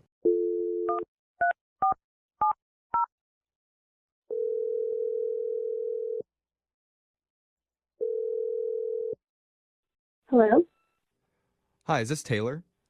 this is Taylor. Who's this? Hi, Taylor. My name's Jeffrey from the radio show Brooke and Jeffrey in the Morning. Do you have a second to talk? Excuse me, what's going on here? We're doing a morning radio show, and we're doing something called a second date. Have you ever heard of that before? No, I have not. Okay. Well, basically, the idea is if you go out on a date with someone and afterwards, if they're not calling you back, you can email our show and we'll reach out to that person for you to try and figure out the reason why they're blowing you off.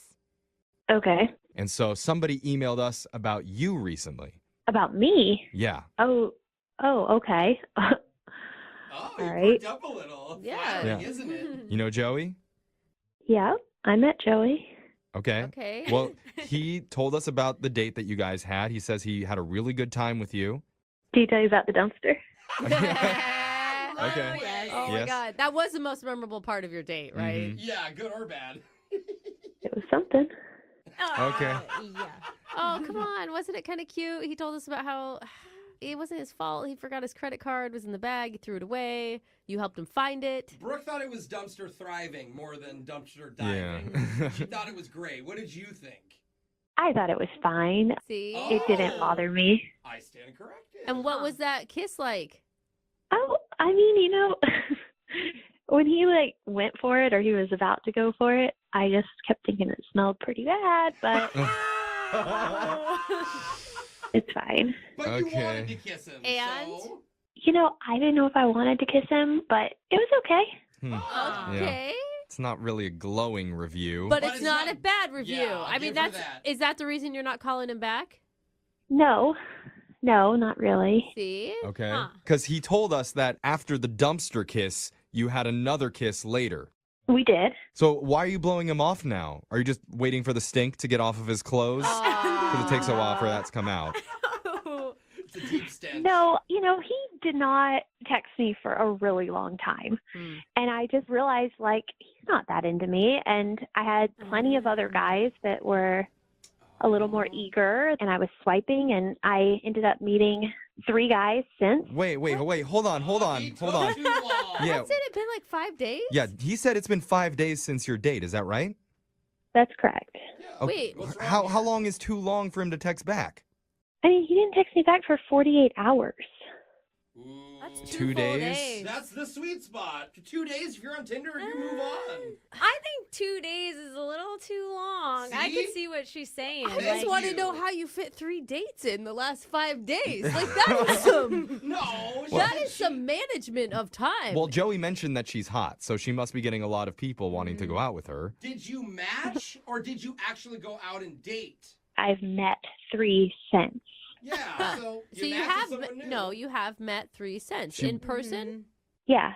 See? Oh. Well, so you can't just invest it all into one guy, you know, Yeah. who's not getting back to you. You gotta spread yourself. I mean, I say good for you. Do not say that, Alexa. How many times do we have to say that? Dude, I think that's fine too. However you need to spread anything, I think it's totally cool. You But know what I mean. here's the thing. If you liked him, I mean, even though you're talking to these other dudes, like, why don't you contact him back at all, though? Like, he's just totally out because he took so long?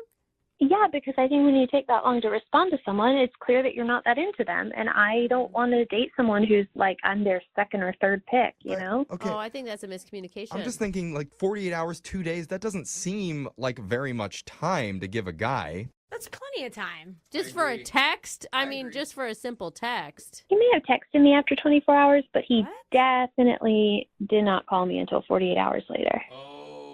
Okay, so he didn't call within 1 day now.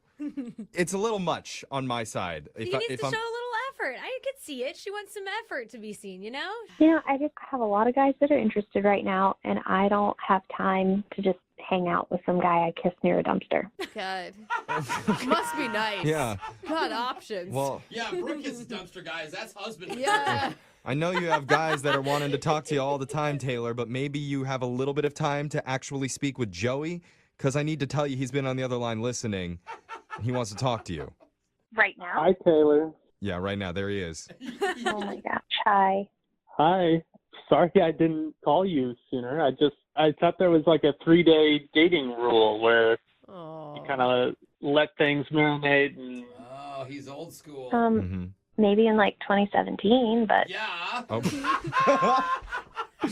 Oh, damn. Give it the times. Hey, wait, though. I mean, you got to look at it this way, Taylor. Like, he was so into you that he actually called us for help to get a hold of you. I mean, that's how into you Joey is. Mm-hmm. if he was really interested, he would have called you guys sooner. Oh, so we should be mad at him too. Maybe the night of, he should be calling for a second date, like as soon as you get into the taxi and leave. Joey, tell her how much you like her. I thought we really hit it off. I was just trying to be polite and like not come off too eager and don't want to overwhelm you or anything.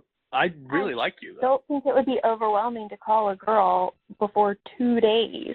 Yeah, that's how it works. I don't know, though. Like, you go out on Monday, he texted you in that time period. Like, that's enough, in my opinion. It sounds like just you chill for a second. Sounds like you want a clingy guy. I don't want a clingy guy, but I don't want there to be question marks. The longer it takes to call, the more time you have to overthink on it and just cancel them out. Well, that's on you. That's not on the guy. It's not. It's on both parties. I just said something. I find it kind of ridiculous that you have this rule, and like I didn't know about it. I didn't know if you wanted me to call or text or what your time period was. I just was out of the loop on that. So are you questioning me right now about how I'm running my dating life? Because remember, I'm very good looking. Oh. I'm in control here. Okay, She's in charge. Is that good for you, Joey? Does that turn you on a little bit, or is that something that is... I mean, I could play the needy guy. I just didn't know that's what I needed to do. It's a role play now. So Joey's still into it. Yeah. All right. Well, in that case, I would like to send the two of you out on one more date. To the nicest dumpster in town. Yeah, we'll pay for it. All right, I'm there. Sure. Wait, that was a yes right away. But you didn't respond quick enough, Taylor. It took you 2 seconds to respond, so I'm going to take that as you're not that into him. Stop giving me a hard time. Okay. Joey, just so you know, I do have some more dates lined up for the coming week, so it wouldn't be till next week sometime, but I would definitely give you another chance. Oh, wait, you're putting him at the end of the list? Well, yeah, I'm not going to break off a date with somebody else. And he's on the list. Jeffrey. What do you want? Okay. Oh my God. Yeah, so much. Okay, Joey, you cool with that? Yeah, I'll take it. I mean, I guess it is what it is. But I mean, next date, I'll call you as soon as you're walking away. Good. It's a good idea, Joe. That's funny, but don't actually do that because that's kind of pathetic. It's a fine line, Yeah. Taylor. We got an email from one of our listeners named Joey, and Joey admits he went against our show advice, even before the date happened. And he used a corny pickup line on a dating app. Stop it. Joey. On dating apps is where they're supposed to live. You know, sometimes the corny That's why they're lines funny. can come off a little bit funny, but we'll be the judge of that in just a second. First, Joey, tell us a little bit about the girl that you matched with. What's her name? Taylor. Okay. I matched with her on Tinder. And Okay. what struck you about Taylor? I mean, obviously she's hot, but anything else?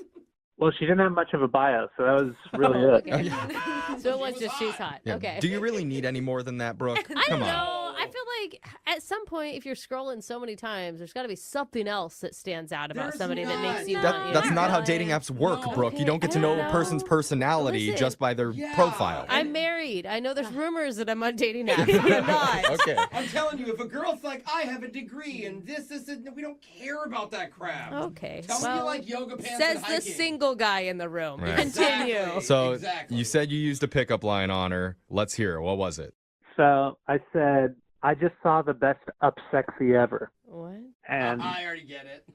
and she replied, "What's up, sexy?" And I said, "Not much. What's up with you?" Okay. How did she respond to that? She laughed. She liked that. Okay. I gotta say, my husband is the king of the "what's up" jokes. He does snoo, he does sappening. Yeah. And I even married him. Yes. So I mean, There's it was something- really cute when we started dating. There's something to it. So what did you guys do when you went out? So we went up to this Chinese restaurant. We learned about each other. She's kind of recently single, Okay. just like a month. And Oh, that's soon. yeah, a little soon, but I guess she dated some jerk and it didn't really work out with her breakup. That's the best, They though. like the jerks and they stay with the jerks most of the time. But that's the best for you, Joey, because it means that you're going to come off looking good probably no matter what, unless you find a way to really, really screw this up. Yeah, the bar's already so low. Right. But they gave us so much food and we had a ton of leftovers and she wanted to go get dessert. So we're on our way to dessert. We passed this dumpster. I tossed in the leftovers thinking I'm never going to eat all this stuff. Yeah. You threw away good leftovers? I did. I was like too full to the point of being uncomfortable. So I tossed it. Wait, why are you even bringing that up? Was it a thing for her? Because it would have been a thing for me. Yeah, this is part of the story. You just got to know that I threw this box into the dumpster. Instead of giving them to her. Okay. Okay. All right. Fine. She had her own food. So this is just my leftovers. Okay. Okay. So food goes in the dumpster. So we get to the dessert place and I'm about to pay with my card and then I realize I don't have it. And it clicks. I left the card in the to-go box What? that I just threw out. Oh, my God. How did the card get in the to-go box? He put it in there, obviously. Yeah, mashed potatoes. I'm With just going to shove these in there. I mean, I'm hoping there was a bag. You were carrying it all in the bag. And Yeah, the receipt was in there. My card was in there. I just kind of forgot because, I'm with Tinder Taylor. So what'd you do? So I told her, and we went back to the dumpster that I dropped it into. And yeah, it was pretty dark at this point, and I Okay. couldn't see the box in the dumpster. I'm laughing because I feel like this is karma for throwing out good food. But okay. Yeah. So I had to jump into the dumpster, and Dumpster dive. Oh, wow. yeah, but she was helping. Like, she was all on board with me finding this to-go box in my card, and she's shining her light in there and like encouraging me to find it and everything. Well, at least she's helpful. Yeah. I know. I probably Supportive. would have just called and canceled the card and ordered a new one. No, Brooke would have looked into the dumpster and been like, ooh, somebody threw away some Thai food too. Grab it. Nothing goes to waste in here. I just think it's kind of insane. You're dumpster diving on your first date. I mean, I didn't want someone to get my card and like go through all of the process of canceling and getting a new one. So waiting a week. Okay. All right. So did you find it? yeah, I did find it, and Yay! it just felt like the right moment, and I could tell we were both feeling it, and we had our first kiss in this dumpster. No, you did not. Dude. Wait, you were both in the dumpster together, and that's where you shared your first kiss? Now, she was like standing on this crate outside, but I was definitely in the dumpster. Oh my God. Wow. Your first kiss is a dumpster kiss? Why is that so cute? You, bro, come on. No, you don't. It's like Lady and the Tramp, okay? They were in an alley. There was garbage around. Like This is a dream come true for Idaho Brooke. Lady and the Tramp kissed by like sucking a spaghetti together. Still, it was dirty. They were literally Okay, animals. all I'm saying is I think you turned lemons into lemonade. I think you took a bad situation and somehow made it romantic. She kissed him back. She liked it. Taylor liked it, right? Yeah, we were both into it. It was really nice. And like, I walked her to her car and I had to go like clean up. But before she left, we kissed some more and like, it was really nice. See? Oh, okay. Taylor liked the dumpster kiss. Or she hated it so much she had to have another kiss just to erase the bad memory. So that's how it ended? You shared a kiss and then you went your separate ways? Yeah, and I've been reaching out and she has not responded it's been like 5 days now. Huh. Oh, wow. Well, I think it's obvious. I mean, What do you think it is? the dumpster. Are you kidding me? What do you think it is? What a mystery.